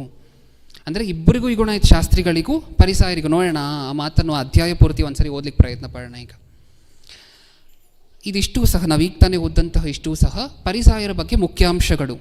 ಏನೇನು ಪರಿಸಾಯರ ಬಗ್ಗೆ ಮುಖ್ಯಾಂಶಗಳು ಇನ್ನೊಂದು ಸಾರಿ ರಿವೈಸ್ ಮಾಡೋಣ. ಫಸ್ಟ್ ಏನು, ಪರಿಸಾಯರು ಹಳೆ ಒಡಂಬಡಿಕೆ ಪೂರ್ತಿಯನ್ನು ನಂಬ್ತಾ ಇದ್ರು, ಜೊತೆಯಲ್ಲಿ ಇನ್ನೂ ಎಕ್ಸ್ಟ್ರಾ ಇನ್ಫಾರ್ಮೇಷನ್ ಅನ್ನು ಸಹ ಸೇರಿಸ್ಕೊಂಡಿದ್ರು. ಸೆಕೆಂಡ್ ಪಾಯಿಂಟ್ ಏನು, ಆತ್ಮ, ದೇವದೂತರು ಇದನ್ನೆಲ್ಲ ನಂಬ್ತಿದ್ರು, ಸತ್ತ ನಂತರ ಜೀವನ ಇದೆ, ಪುನರುತ್ಥಾನ ಇದನ್ನೆಲ್ಲ ನಂಬ್ತಿದ್ರು. ಥರ್ಡ್ ಪಾಯಿಂಟ್ ಏನು, ಆಚಾರಗಳ ಬಗ್ಗೆ ಸ್ವಲ್ಪ ಅಲ್ಲ, ಬರೀ ಇವ್ರು ಬದುಕ್ತಿರುವಂತಹದ್ದೇ ಆಚಾರಗಳಿಗೋಸ್ಕರ. ಮೊದಲನೇ ಶತಮಾನದಲ್ಲಿ ಇವರು ಉಸಿರಾಡ್ತಿದ್ದಂತಹದ್ದೇ ಆಚಾರಗಳು ಅಂತ ಅಂದ್ಕೊಂಡು, ಸಬ್ಬತ್ತಿನ ಕಾಣಿಕೆ, ಇದು ಅದು. ದೇವರ ಮನಸ್ಸು, ದೇವರು ಒಂದು ಆಜ್ಞೆ ಕೊಟ್ಟಿದ್ದಾರೆ ಅಂದರೆ ಆ ಆಜ್ಞೆ ಏನಕ್ಕೋಸ್ಕರ ಕೊಟ್ಟಿದ್ದಾರೆ ಅದನ್ನೆಲ್ಲ ಯೋಚನೆ ಮಾಡ್ತಿರಲಿಲ್ಲ. ಆಜ್ಞೆ ಕೊಟ್ಟಿದ್ದಾರೆ, ಆಜ್ಞೆಯನ್ನು ಪಾಲಿಸಬೇಕು. ಆ ಆಜ್ಞೆಯನ್ನು ಏನಕ್ಕೋಸ್ಕರ ಕೊಟ್ಟಿದ್ದಾರೆ ದೇವರು ಇಷ್ಟಕ್ಕೂ, ಅದನ್ನು ಮಾತ್ರ ಯೋಚನೆ ಮಾಡ್ತಿರಲಿಲ್ಲ. ಓಕೆ, ಇನ್ನು ಅದಾದ ನಂತರ ತಾವೇ ಮುಖ್ಯಸ್ಥರು, ಉಳಿದಂಥವರೆಲ್ಲರೂ ಸಹ ಕನಿಷ್ಠರು ಅಂತ ಹೇಳಿ ನೋಡ್ತಿದ್ದಂತಹ ಜನಾಂಗ ಇದು. ಇದಿಷ್ಟೂ ಸಹ ಪರಿಸಾಯರ ಬಗ್ಗೆ ಮುಖ್ಯಾಂಶಗಳು. ನೆಕ್ಸ್ಟ್ ಕ್ಯಾಟಗರಿ, ಶಾಸ್ತ್ರಿಗಳ ಬಗ್ಗೆ ಚಿಕ್ಕದಾಗಿ ಒಂದು ಸನ್ನಿವೇಶ ಇದೆ, ಅದನ್ನು ನೋಡಿಕೊಂಡು ಸುಂಕದವರ ಬಗ್ಗೆ ನೋಡ್ಕೊಂಡು ಮುಗಿಸ್ಕೊಳ್ಳೋಣ. ಶಾಸ್ತ್ರಿಗಳು ಇವ್ರು ಯಾರು ಇಷ್ಟಕ್ಕೂ? ಶಾಸ್ತ್ರಿಗಳು ಇಂಗ್ಲೀಷಲ್ಲಿ ಸ್ಕ್ರೈಬ್ಸ್ ಅಂತ ಹೇಳಿ ಕರಿತೀವಿ. ಇವರ ಕೆಲಸ ಏನು ಅಂದರೆ, ಮೊದಲನೇ ಶತಮಾನದಲ್ಲಿ ಪ್ರಿಂಟಿಂಗ್ ಪ್ರೆಸ್ ಇರಲಿಲ್ಲ ಅಲ್ವಾ? ಸತ್ಯವೇದ ಮುದ್ರಣ ಆಗಬೇಕು ಅಂತ ಹೇಳಿದ್ರೆ, ಒಂದು ಹೊಸ ಕಾಪಿ ಬರಬೇಕು ಅಂತ ಹೇಳಿದ್ರೆ ಪ್ರಿಂಟಿಂಗ್ ಪ್ರೆಸ್ ಇರಲಿಲ್ಲ ಅಲ್ವಾ? ಮೊದಲನೇ ಶತಮಾನದಲ್ಲಿ ಏನು ಮಾಡಬೇಕಿತ್ತು? ಒಂದೇ ಒಂದು ಕಾಪಿ ಇದ್ದರೆ ಆ ಕಾಪಿ ಇನ್ನೊಬ್ಬರಿಗೂ ಬೇಕು ಅಂತ ಹೇಳಿದ್ರೆ ಏನು ಮಾಡಬೇಕಿತ್ತು? ಕೂತ್ಕೊಂಡು ಬರಿಬೇಕಿತ್ತು. ಆ ಬರೆಯುವಂಥ ಹಕ್ಕು ಅಧಿಕಾರ ಎಲ್ಲರಿಗೂ ಇರಲಿಲ್ಲ. ಈ ಯಹೂದ್ಯರು ಎಲ್ಲರನ್ನೂ ಬರೀಲಿಕ್ಕೆ ಬಿಡ್ತಿರಲಿಲ್ಲ. ಯಾರು ಮಾತ್ರ ಬರೆಯುವಂಥ ಅಧಿಕಾರವನ್ನು ಹೊಂದಿದ್ರು? ಶಾಸ್ತ್ರಿಗಳು ಮಾತ್ರ. ಅಂದರೆ ಅವರು ಮೇಜರ್ ಕೆಲಸ ಏನು, ಮುಖ್ಯವಾಗಿರುವಂಥ ಕೆಲಸ ಏನು? ಸತ್ಯವೇದವನ್ನು ಫೋಟೋ ಕಾಪಿ ಮಾಡುವಂತಹದ್ದು, ನಮ್ಮ ಭಾಷೆಯಲ್ಲಿ ಹೇಳಬೇಕಂದ್ರೆ ಬರೆದು ಕೊಡುವಂತಹದ್ದು. ಒಂದು ಪ್ರತಿ ಇದ್ದರೆ ಆ ಪ್ರತಿಯನ್ನು ನೋಡಿಕೊಂಡು ಇನ್ನೊಂದು ಪ್ರತಿ ಬರೆದು ಹಂಚುವಂತಹದ್ದು, ಉಳಿದಂತಹ ಯಹೂದ್ಯರಿಗೆ ಹಂಚುವಂತಹದ್ದು ಈ ಶಾಸ್ತ್ರಿಗಳ ಕೆಲಸ. ಇದರ ಜೊತೆ ಬೋಧನೆಯನ್ನು ಇವರು ಮಾಡ್ತಿದ್ರು, ಪರಿಸಾಯರು ಮಾಡ್ತಾಯಿದ್ರು. ಶಾಸ್ತ್ರದಲ್ಲಿ ಬರೆದಿರುವಂತಹ ಮಾತನ್ನು ಬೋಧನೆಯನ್ನು ಶಾಸ್ತ್ರಿಗಳು ಮಾಡ್ತಿದ್ರು, ಪರಿಸಾಯರು ಮಾಡ್ತಿದ್ರು. ಆದರೆ ಬರೆಯುವಂಥ ಕೆಲಸ ಯಾರಿಗೆ ಮಾತ್ರ ಕೊಡಲ್ಪಟ್ಟಂತಹದ್ದು? ಶಾಸ್ತ್ರಿಗಳಿಗೆ ಮಾತ್ರ. ಈಗ ತಾನೇ ನೀವು ಶಾಸ್ತ್ರಿಗಳ ಬಗ್ಗೆ, ಪರಿಸಾಯರ ಬಗ್ಗೆ ಬರೆದಿರುವಂತಹ ಮಾತನ್ನು ಓದಿದ್ರಲ್ವ? ಅಂಗಡಿ ಮುಂಗಟ್ಟುಗಳಲ್ಲಿ ಮುಖ್ಯ ಸ್ಥಾನ, ಬೀದಿಗಳಲ್ಲಿ ನಮಸ್ಕಾರಗಳು, ದೀರ್ಘವಾಗಿರುವಂಥ ಪ್ರಾರ್ಥನೆ. ಈ ಗುಣ ಶಾಸ್ತ್ರಿಗಳಲ್ಲೂ ಇತ್ತು, ಪರಿಸಾಯರಲ್ಲೂ ಇತ್ತು. ಶಾಸ್ತ್ರಿಗಳ ಬಗ್ಗೆ ಇಷ್ಟೇ ನಾವು ತಿಳ್ಕೊಬೇಕಾಗಿರುವಂತಹದ್ದು. ಏಕೆಂದರೆ ಸತ್ಯವೇದವೂ ಸಹ ಅವರ ಬಗ್ಗೆ ನಮಗೆ ಮಾಹಿತಿ ಕೊಟ್ಟಿರುವಂತಹದ್ದು. ಸತ್ಯವೇದದಲ್ಲಿ ಎಲ್ಲೆಲ್ಲಿದೆಯೋ ಅಲ್ಲಲ್ಲಿ ಮಾತ್ರ ನಾವು ನೋಡ್ತಿದ್ದೀವಿ. ಅದಕ್ಕೆ ಎಕ್ಸ್ಟ್ರಾ ಇನ್ಫಾರ್ಮೇಷನ್ ಆ್ಯಡ್ ಮಾಡುವಂತಹದ್ದು. ಶಾಸ್ತ್ರಿಗಳು ಅಂದರೆ ಇವರು ಆಗಿರಬಹುದು ಅಂತ ಗೆಸ್ ಮಾಡುವಂತಹದ್ದು, ಇದನ್ನೆಲ್ಲ ಮಾಡ್ತಿಲ್ಲ. ಓಕೆ, ಇದಿಷ್ಟೂ ಸಹ ಶಾಸ್ತ್ರಿಗಳ ಬಗ್ಗೆ ನಮಗೆ ಸಿಕ್ಕಿದಂತಹ ಮಾಹಿತಿ. ಇನ್ನು ಮುಂದೆ ಸುಂಕದವರು, ಇವರು ಯಾರು ಇಷ್ಟಕ್ಕೂ? 4ನೇ ಕ್ಯಾಟಗರಿಯಲ್ಲಿದ್ದೀವಿ, ಗಮನ ಕೊಟ್ಟು ನೋಡಿ. ಸುಂಕದವರು ಯಾರು ಇಷ್ಟಕ್ಕೂ? ಇವ್ರ ಕೆಲಸ ಏನು? ಟ್ಯಾಕ್ಸ್ ಕಲೆಕ್ಟ್ ಮಾಡುವಂತಹದ್ದಲ್ವ? ಟ್ಯಾಕ್ಸ್ ಕಲೆಕ್ಟ್ ಮಾಡುವಂತಹದ್ದು ತಪ್ಪ? ಟ್ಯಾಕ್ಸ್ ಕಲೆಕ್ಟ್ ಮಾಡುವಂತಹದ್ದು ತಪ್ಪ?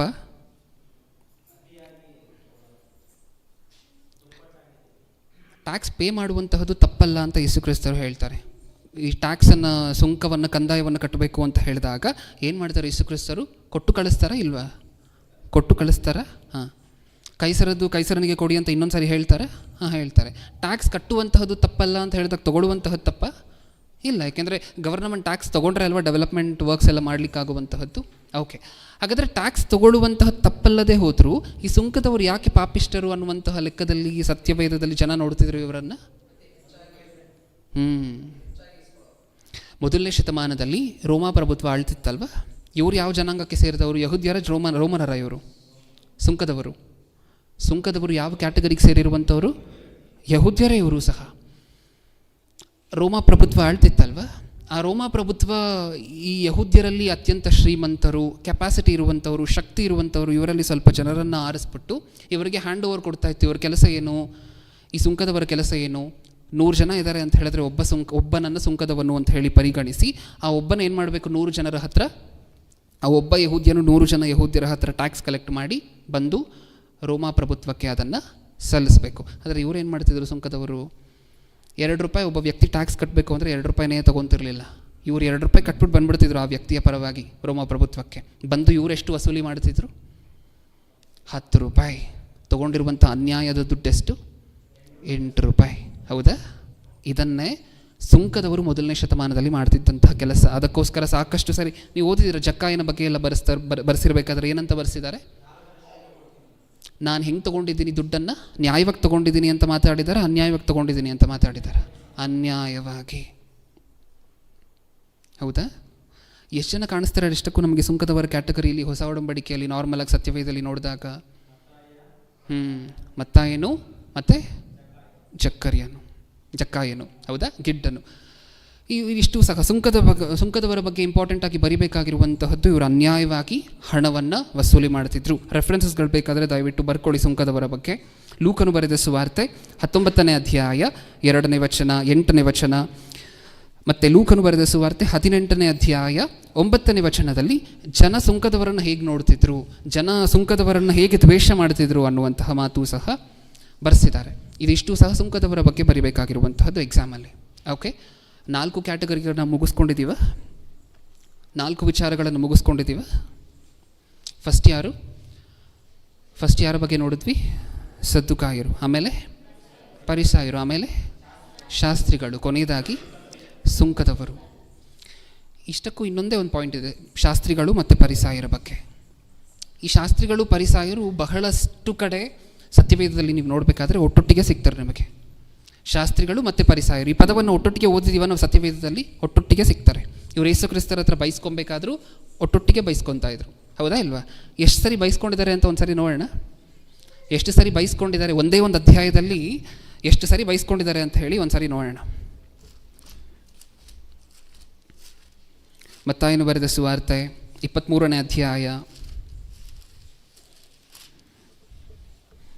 ಮತ್ತಾಯನು ಬರೆದ ಸುವಾರ್ತೆ 23ನೇ ಅಧ್ಯಾಯ 2ನೇ ವಚನ.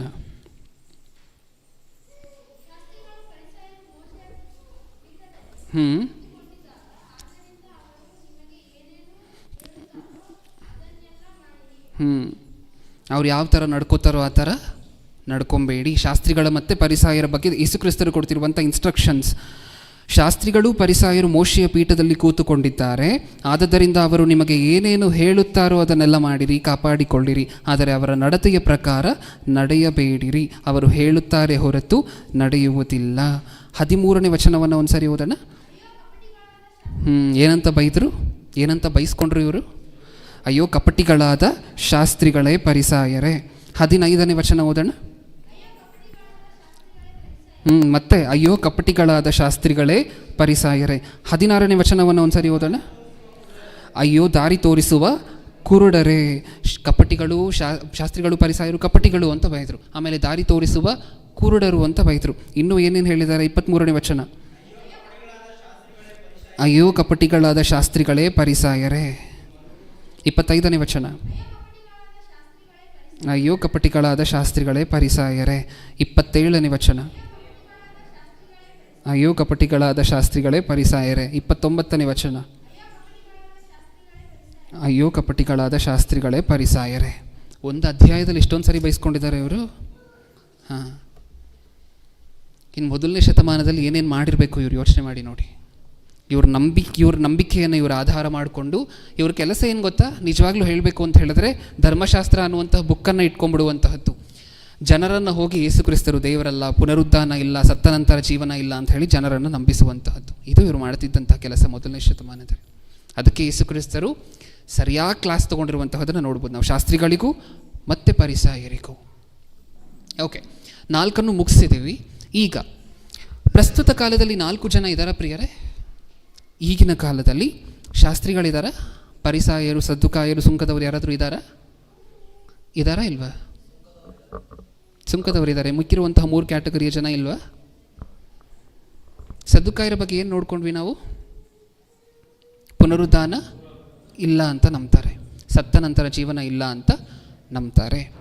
ಇದಾರ ಪ್ರಸ್ತುತ ಕಾಲದಲ್ಲಿ ಅದೇ ಗುಣವನ್ನು ಹೊಂದಿರುವಂತಹ ಜನ ಇದ್ದಾರ? ಯಾರು ಅಂತ ನಾನು ಈಗಾಗಲೇ ಹೇಳಿದ್ದೀನಿ, ಯೆಹೋವನ ಸಾಕ್ಷಿಗಳು. ಹೋಗಲಿ, ಯೆಹೋವನ ಸಾಕ್ಷಿಗಳು ಮಾತ್ರನ ಸದ್ದುಕಾಯರಿಗಿರುವಂಥ ಗುಣವನ್ನು ಹೊಂದಿರುವಂಥವರು? ಹೇಳಿ, ಯೆಹೋವನ ಸಾಕ್ಷಿಗಳು ಮಾತ್ರನ ಸದ್ದುಕಾಯರಿಗಿರುವಂಥ ಗುಣವನ್ನು ಹೊಂದಿರುವಂಥವರು? ನಮ್ಮಲ್ಲಿಲ್ವಾ ಸದ್ದುಕಾಯರಿಗಿರುವಂಥ ಗುಣ? ಇವರು ಪುನರುದ್ಧಾನ ಇಲ್ಲ ಅಂತ ಹೇಳಿ ನಂಬುವಂಥವ್ರಲ್ವ? ಸತ್ತ ನಂತರ ಜೀವನ ಇಲ್ಲ ಅಂತ ಹೇಳಿ ನಂಬುವಂಥವ್ರಲ್ವ? ನಮ್ಮಲ್ಲಿ ಎಷ್ಟು ಜನ ಪ್ರತಿದಿನಕ್ಕೆ ಅಟ್ಲೀಸ್ಟ್ ದಿನಕ್ಕೆ ಒಂದು ಸಾರಿ ಆದರೂ ಸತ್ತ ನಂತರ ದೇವರು ಒಂದು ಜೀವನವನ್ನು ಕೊಡ್ತೀನಿ ಅಂತ ಹೇಳಿದ್ದಾರೆ. ಸತ್ತ ನಂತರ ನಮಗೆ ಪರಲೋಕವನ್ನು ದೇವರು ಕೊಡ್ತೀನಿ ಅಂತ ಹೇಳಿದ್ದಾರೆ. ಆ ಪರಲೋಕವನ್ನು ದಿನಕ್ಕೆ ಒಂದು ಸಾರಿ ನೆನೆಸ್ಕೊಡುವಂಥವ್ರು ಎಷ್ಟು ಜನ? ಸತ್ತ ನಂತರ ಆ ಪರಲೋಕ ಎಷ್ಟು ಚೆನ್ನಾಗಿರುತ್ತೋ ಅಂತ ಹೇಳಿ ನೆನಪಿಸ್ಕೊಳ್ಳುವಂಥವ್ರು ಪರಲೋಕವನ್ನು ದಿನಕ್ಕೆ ಒಂದು ಸಾರಿ ಎಷ್ಟು ಜನ? ನಾವು ಸದ್ದುಕಾಯರೇನಾ? ಅವರು ನಂಬ್ತಾ ಇರಲಿಲ್ಲ ಅಷ್ಟೇ. ಪರಲೋಕ ಇದೆಯಾ ಅಂದರೆ ಅವ್ರು ಇಲ್ಲ ಅಂತ ಡೈರೆಕ್ಟಾಗಿ ಹೇಳ್ತಿದ್ರು. ನಾವೇನಂತಿದ್ದೀವಿ? ಪರಲೋಕ ಇದೆ, ಆದರೆ ಸದ್ಯಕ್ಕೆ ನಮಗೆ ನೆನಪಿಲ್ಲ. ಹೌದಾ? ಅಬ್ರಹಾಮನೆಲ್ಲ ಈ ದೇವರ ರಾಜ್ಯಕ್ಕೋಸ್ಕರ ಕನಸು ಕಾಣ್ತಿದ್ರಂತೆ. ಯಾವಾಗ ನಾನು ತೀರೋಗ್ತೀನೋ, ಯಾವಾಗ ನಾನು ಪರಲೋಕಕ್ಕೆ ಹೋಗ್ತೀನೋ, ಯಾವಾಗ ನಾನು ದೇವರ ರಾಜ್ಯವನ್ನು ನೋಡ್ತೀನೋ ಅಂತ ಕನಸು ಕಾಣ್ತಿದ್ರಂತೆ. ಆ ಥರ ಕನಸು ಕಾಣುವಂಥವ್ರಾಗಿದ್ದರೆ ಮಾತ್ರ ನಾವು ಸದ್ದುಕಾಯರಲ್ಲ. ಆ ಕನಸು ನಮ್ಮಲ್ಲಿ ಇಲ್ಲದೆ ಹೋದರೆ ನಾವು ಸದ್ದುಕಾಯರೇ. ಇದೆಯಾ? ಸದ್ದುಕಾಯರಿಗಿರುವಂಥ ಗುಣ ಇದೆಯಾ? ಸದ್ದುಕಾಯರ ಥರನೇ ಜನ ಇದ್ದಾರೆ ಈಗಿನ ಕಾಲದಲ್ಲೂ. ಹೌದು. ಇನ್ನು ಪರಿಸಾಯರು ಎಂಥವ್ರು ಅಂತ ಹೇಳಿ ಮಾತಾಡ್ಕೊಂಡಿದ್ದೀವಿ. ಎಲ್ಲವನ್ನು ನಂಬ್ತಾರೆ, ಹೆಸರಿಗೆ ಮಾತ್ರ ಎಲ್ಲ ಮಾಡ್ತಾರೆ. ಈ ಥರ ಜನ ಇದ್ದಾರಾ? ಪ್ರಸ್ತುತ ಪರಿಸಾಯರು ಪ್ರಪಂಚದಲ್ಲಿದ್ದಾರಾ? ಹೆಸರಿಗೆ ಕಾಣಿಕೆ ಕೊಡುವಂಥವ್ರು, ಹೆಸರಿಗೆ ಉಪವಾಸ ಮಾಡುವಂತಹದ್ದು, ಮಾಡಬೇಕು ಅಂತ ಹೇಳಿ ಕೈ ತೊಳ್ಕೊಂಡು ಊಟ ಮಾಡುವಂತಹದ್ದು, ಹೆಸರಿಗೆ ಸಬ್ಬತ್ ದಿನವನ್ನು ಆಚರಣೆ ಮಾಡುವಂತಹದ್ದು, ಇದು ಅವ್ರು ಮೊದಲನೇ ಶತಮಾನದಲ್ಲಿ ಮಾಡ್ತಿದ್ದಂಥ ಕೆಲಸ. ಈ ಕ್ರೈಸ್ತರಲ್ಲಿಲ್ವಾ ಈ ಥರ ಕ್ಯಾಟಗರಿಯ ಜನ? ಸಂಡೇ ಆದರೆ ಚರ್ಚ್ಗೆ ಹೋಗಬೇಕು ಅಂತ ಹೇಳಿ ಬರುವಂಥವ್ರು ಎಷ್ಟು ಜನ ಇದ್ದಾರೆ ಕ್ರೈಸ್ತರಲ್ಲಿ ನೀವು ನೋಡಿದಾಗ? ಹೌದಾ? ಸಂಡೇ ಆದರೆ ಚರ್ಚಿಗೆ ವಾಕ್ಯ ಹೇಳ್ತಾರೆ, ವಾಕ್ಯ ಕೇಳಬೇಕು, ನಮ್ಮ ಜೀವಮಾನಗಳನ್ನು ಸರಿ ಮಾಡ್ಕೋಬೇಕು ಅನ್ನುವಂಥ ಹಂಬಲ ಇರೋದಿಲ್ಲ. ಚರ್ಚಿಗೆ ಹೋಗಬೇಕಷ್ಟೇ. ಸಂಡೇ ಆದರೆ ಹೋಗಬೇಕು. ಏನಕ್ಕೋಸ್ಕರ ಹೋಗಬೇಕು? ನಮ್ಮ ತಾತನ ಕಾಲದಿಂದ ಒಂದು ಸಂಡೇನೂ ನಾವು ಮಿಸ್ ಮಾಡಿಲ್ಲ, ಅದಕ್ಕೋಸ್ಕರ ಹೋಗ್ತಿದ್ದೀವಿ. ನಮ್ಮ ತಾತನ ಕಾಲದಿಂದ ಕಾಣಿಕೆ ಹಾಕುವಂತಹದನ್ನು ಮಿಸ್ ಮಾಡಿಲ್ಲ, ಅದಕ್ಕೋಸ್ಕರ ಹಾಕ್ತಿದ್ದೀವಿ. ಈ ದೇವರ ಸೇವೆಗೆ ಇಂಪ್ರೂವ್ ಆಗಬೇಕು, ಈ ದೇವರ ಸೇವೆಗೆ ಈ ಥರ ಉಪಯೋಗ ಆಗಬೇಕು, ಆ ಹಂಬಲ ಇಟ್ಕೊಂಡು ಹಾಕೋದಿಲ್ಲ. ಕಾಣಿಕೆ ಹಾಕಬೇಕು, ನಮ್ಮ ತಾತನ ಕಾಲದಿಂದ ಹಾಕ್ತಾ ಬರ್ತಿದ್ದಾರೆ, ಹಾಕ್ತಿದ್ದೀವಿ. ಚರ್ಚಿಗೆ ಹೋಗ್ತಿದ್ದೀವಿ. ಕ್ರಿಸ್ಮಸ್ ದಿನ ನಾವು ಮಿಸ್ ಮಾಡದೆ ಇಷ್ಟು ವರ್ಷ ಚರ್ಚಿಗೆ ಹೋಗಿದ್ದೀವಿ, ಅದಕ್ಕೋಸ್ಕರ ಚರ್ಚ್ಗೆ ಹೋಗಿ ಆರಾಧನೆಯಲ್ಲಿ ಪಾಲ್ಗೊಳ್ಬೇಕು. ಎಷ್ಟು ಜನ ಇಲ್ಲ ಕ್ರೈಸ್ತರಲ್ಲಿದ್ದಾರೆ? ಸಾಕಷ್ಟು ಜನ ಇದ್ದಾರೆ. ಸಾಕಷ್ಟು ಜನ ಇರುವಂಥವ್ರು ಇದೇ ಥರ ಜನ ಅಲ್ವಾ? ಇದರ ಪರಿಸಾಯರಿದ್ದಾರೆ. ಈಗಿನ ಕಾಲದಲ್ಲೂ ಪರಿಸಾಯರಿಗಿರುವಂಥ ಗುಣ ಜನರಲ್ಲಿದೆಯಾ? ಇದೆ. ಸದ್ದುಕಾಯರಿಗಿರುವಂಥ ಗುಣ ಜನರಲ್ಲಿದೆ, ಪರಿಸಾಯರಿಗಿರುವಂಥ ಗುಣ ಜನರಲ್ಲಿದೆ. ಇನ್ನು ಶಾಸ್ತ್ರಿಗಳು ಯಾರು ಅಂತ ಮಾತಾಡ್ಕೊಂಡಿದ್ದೀವಿ? ಗ್ರಂಥ ಬರೆಯುವಂಥವ್ರಲ್ವ.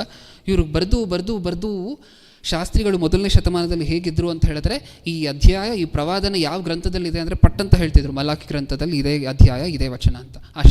ಅಷ್ಟಿರುತ್ತಲ್ವ ಇವ್ರ ತಲೆಯಲ್ಲಿ. ಯಾಕೆಂದರೆ ಬರೆದು ಚೆನ್ನಾಗಿ ಪ್ರಾಕ್ಟೀಸ್ ಆಗಿರುತ್ತಲ್ವ. ಹೋಗ್ಲಿ, ಇವರೇನಾದರೂ ದೇವರಿಗೆ ಇಷ್ಟ ಆಗಿರುವಂತೆ ನಡ್ಕೊಂಡ್ರೆ ಮೊದಲನೇ ಶತಮಾನದಂದ್ರೆ ಇಲ್ಲ, ಬರ್ಕೊಡ್ತಾ ಇದ್ರು ಅಷ್ಟೇ. ಅಲ್ಲಿರುವಂತಹ ಮಾತೆಲ್ಲ ಗೊತ್ತಿತ್ತಷ್ಟೇ. ಆ ಮಾತನ್ನು ಏನಕ್ಕೋಸ್ಕರ ಬರೆಸಿದ್ದಾರೆ, ಆ ಮಾತು ಬರೆಸುವುದರ ಹಿಂದೆ ದೇವರ ಆಲೋಚನೆ ಏನು, ಇದು ಯಾವುದೂ ಆಲೋಚನೆ ಮಾಡ್ತಿರಲಿಲ್ಲ. ಇದು ಶಾಸ್ತ್ರಿಗಳ ಕತೆ. ಇದ್ದೀವ ಶಾಸ್ತ್ರಿಗಳು ನಮ್ಮಲ್ಲೂ ಸಹ ಸಾಕಷ್ಟು ಜನ ಇದ್ದೀವ. ಈಗಿನ ಕ್ರೈಸ್ತರಲ್ಲಿ ಶಾಸ್ತ್ರಿಗಳಿದ್ದಾರೆ. ಯಾವ ವಚನ ಎಲ್ಲಿದೆ ಅಂತ ಕೇಳಿ ನೋಡಿ, ಒಂದು ಸಾರಿ ಪಟ್ಟಂತ ಹೇಳುವಂಥವ್ರು ನಿಮಗೆ ಸಿಗ್ತಾರೆ. ಈ ವಚನ, ಈ ಅಧ್ಯಾಯ ಎಲ್ಲಿ ಬರುತ್ತೆ, ಈ ಸಂದರ್ಭ ಎಲ್ಲಿ ಬರುತ್ತೆ ಅಂದರೆ ಅಧ್ಯಾಯ ನಂಬರು, ಲೈನ್ ನಂಬರು ಹೇಳುವಂಥವ್ರು ಇದ್ದಾರಾ? ತಲೆಗೆ ಹೋಗಿದ್ಯಾ ಅಂತ ಒಂದು ಸಾರಿ ಕೇಳಿ ನೋಡಿ. ಬ್ರದರ್, ಈ ಅಧ್ಯಾಯದಂತೆ ಇಲ್ಲಿರುವಂತಹ ವಚನದಂತೆ ನಿಮ್ಮ ಜೀವನವನ್ನು ಬದಲಿಸ್ಕೊಂಡಿದ್ದೀರಾ ಅಂತ ಒಂದು ಸರಿ ಕೇಳಿ ನೋಡಿ. ಅವರ ಬಿಹೇವಿಯರನ್ನು ಒಂದು ಸರಿ ಅಬ್ಸರ್ವ್ ಮಾಡಿ ನೋಡಿ.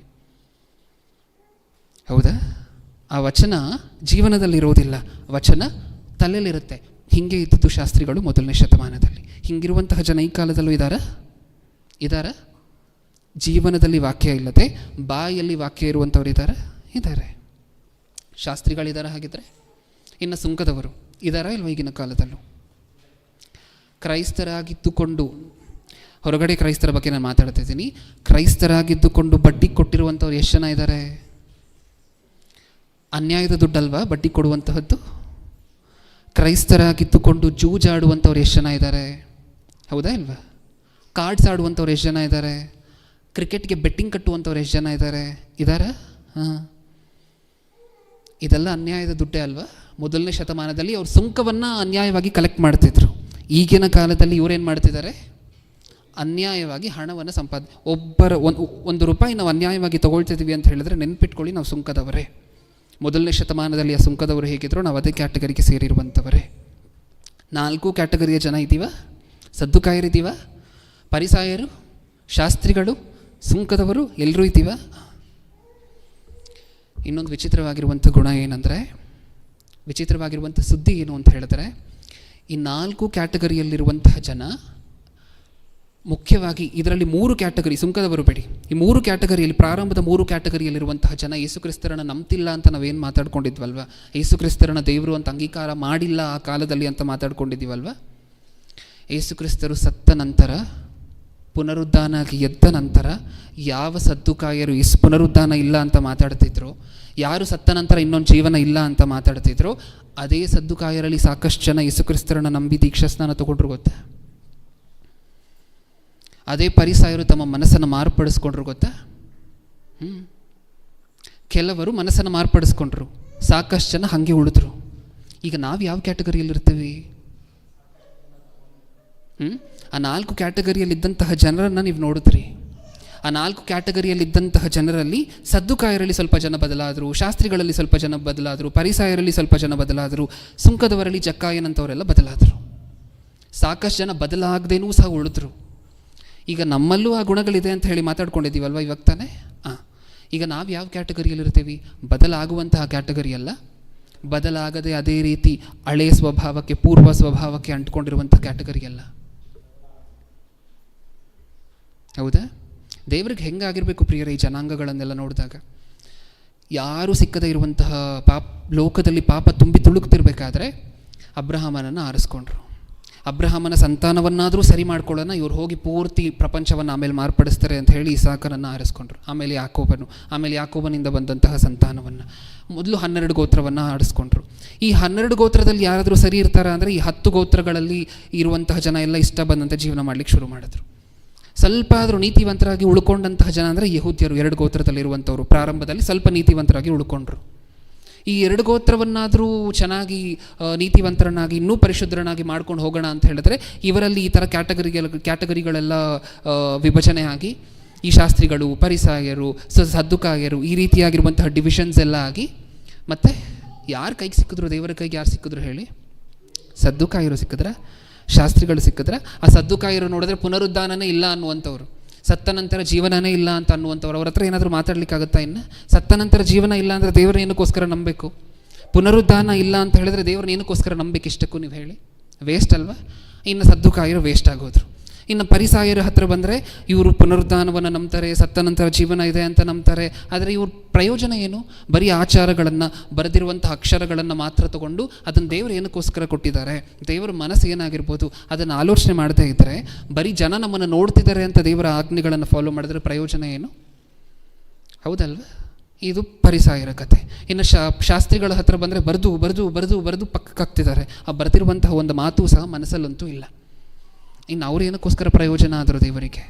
ಇನ್ನು ಸುಂಕದವರ ಬಗ್ಗೆ ಕೇಳುವಂತಹದ್ದೇ ಬೇಡ. ಇವರಷ್ಟು ದೊಡ್ಡ ಅನ್ಯಾಯಗಾರರು ಮೊದಲನೇ ಶತಮಾನದಲ್ಲಿ ಇರಲಿಲ್ಲ.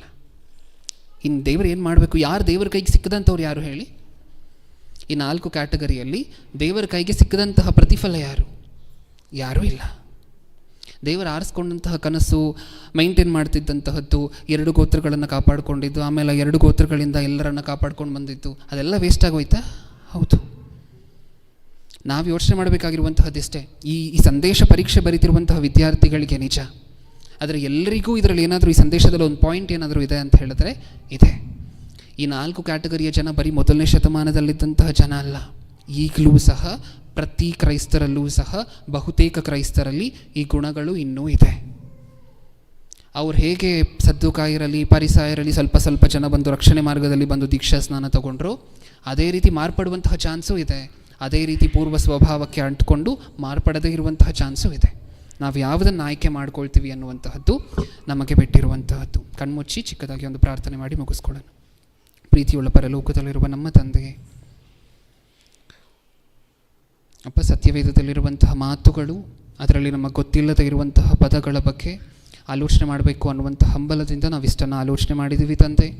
ನಾವು ಆಲೋಚನೆ ಮಾಡಿರುವಂತಹ ವಿಚಾರಗಳೆಲ್ಲವೂ ಸಹ ನಮ್ಮ ನೆನಪಿನಲ್ಲಿ, ನಮ್ಮ ಜೀವನಗಳಲ್ಲಿರುವಂತೆ ಕೃಪೆಯನ್ನು, ಭಾಗ್ಯವನ್ನು ದಯಪಾಲಿಸಿ. ಪರೀಕ್ಷೆ ಬರೆದಿರುವಂತಹ ವಿದ್ಯಾರ್ಥಿಗಳು ಅರ್ಥ ಮಾಡಿಕೊಂಡಿರುವಂತಹ ಪಾಠವನ್ನು ಪರೀಕ್ಷೆಗೋಸ್ಕರ ಮಾತ್ರವಲ್ಲದೆ ತಮ್ಮ ಜೀವನಗಳಿಗೆ ಹಾಗೂ ಇತರರ ಜೀವನವನ್ನು ಬದಲಾಯಿಸಲಿಕ್ಕೋಸ್ಕರ ಉಪಯೋಗ ಮಾಡಿಕೊಳ್ಳುವಂತಹ ಮಕ್ಕಳನ್ನಾಗಿ ಅವರನ್ನು ಮಾರ್ಪಡಿಸಿ. 2ನೇ ಸಂದೇಶ ಕೊಡಬೇಕಾದ್ರೆ ನಿಮ್ಮ ಮಗನೊಟ್ಟಿಗೆ ನೀವಿತ್ತು ಕೇಳುವಂತಹ ನಮಗೆ ಬೇಕಾಗಿರುವಂತಹ ಜ್ಞಾನ ಬುದ್ಧಿಯನ್ನು ಕೊಟ್ಟು ನಡೆಸಿ ಅನ್ನುವಂತಹ ಬೇಡಿಕೆ ನಿಮ್ಮ ಮುಂದೆ ಇಡ್ತಾ, ನನ್ನ ಪ್ರಾರ್ಥನೆ ಯೇಸು ಕ್ರಿಸ್ತರ ನಾಮದಲ್ಲಿ ಸಮರ್ಪಿಸಿ ಬೇಡಿಕೊಳ್ಳುತ್ತಿದ್ದೇನೆ, ಪರಲೋಕದಲ್ಲಿರುವ ನಮ್ಮ ತಂದೆ. ಆಮೆನ್.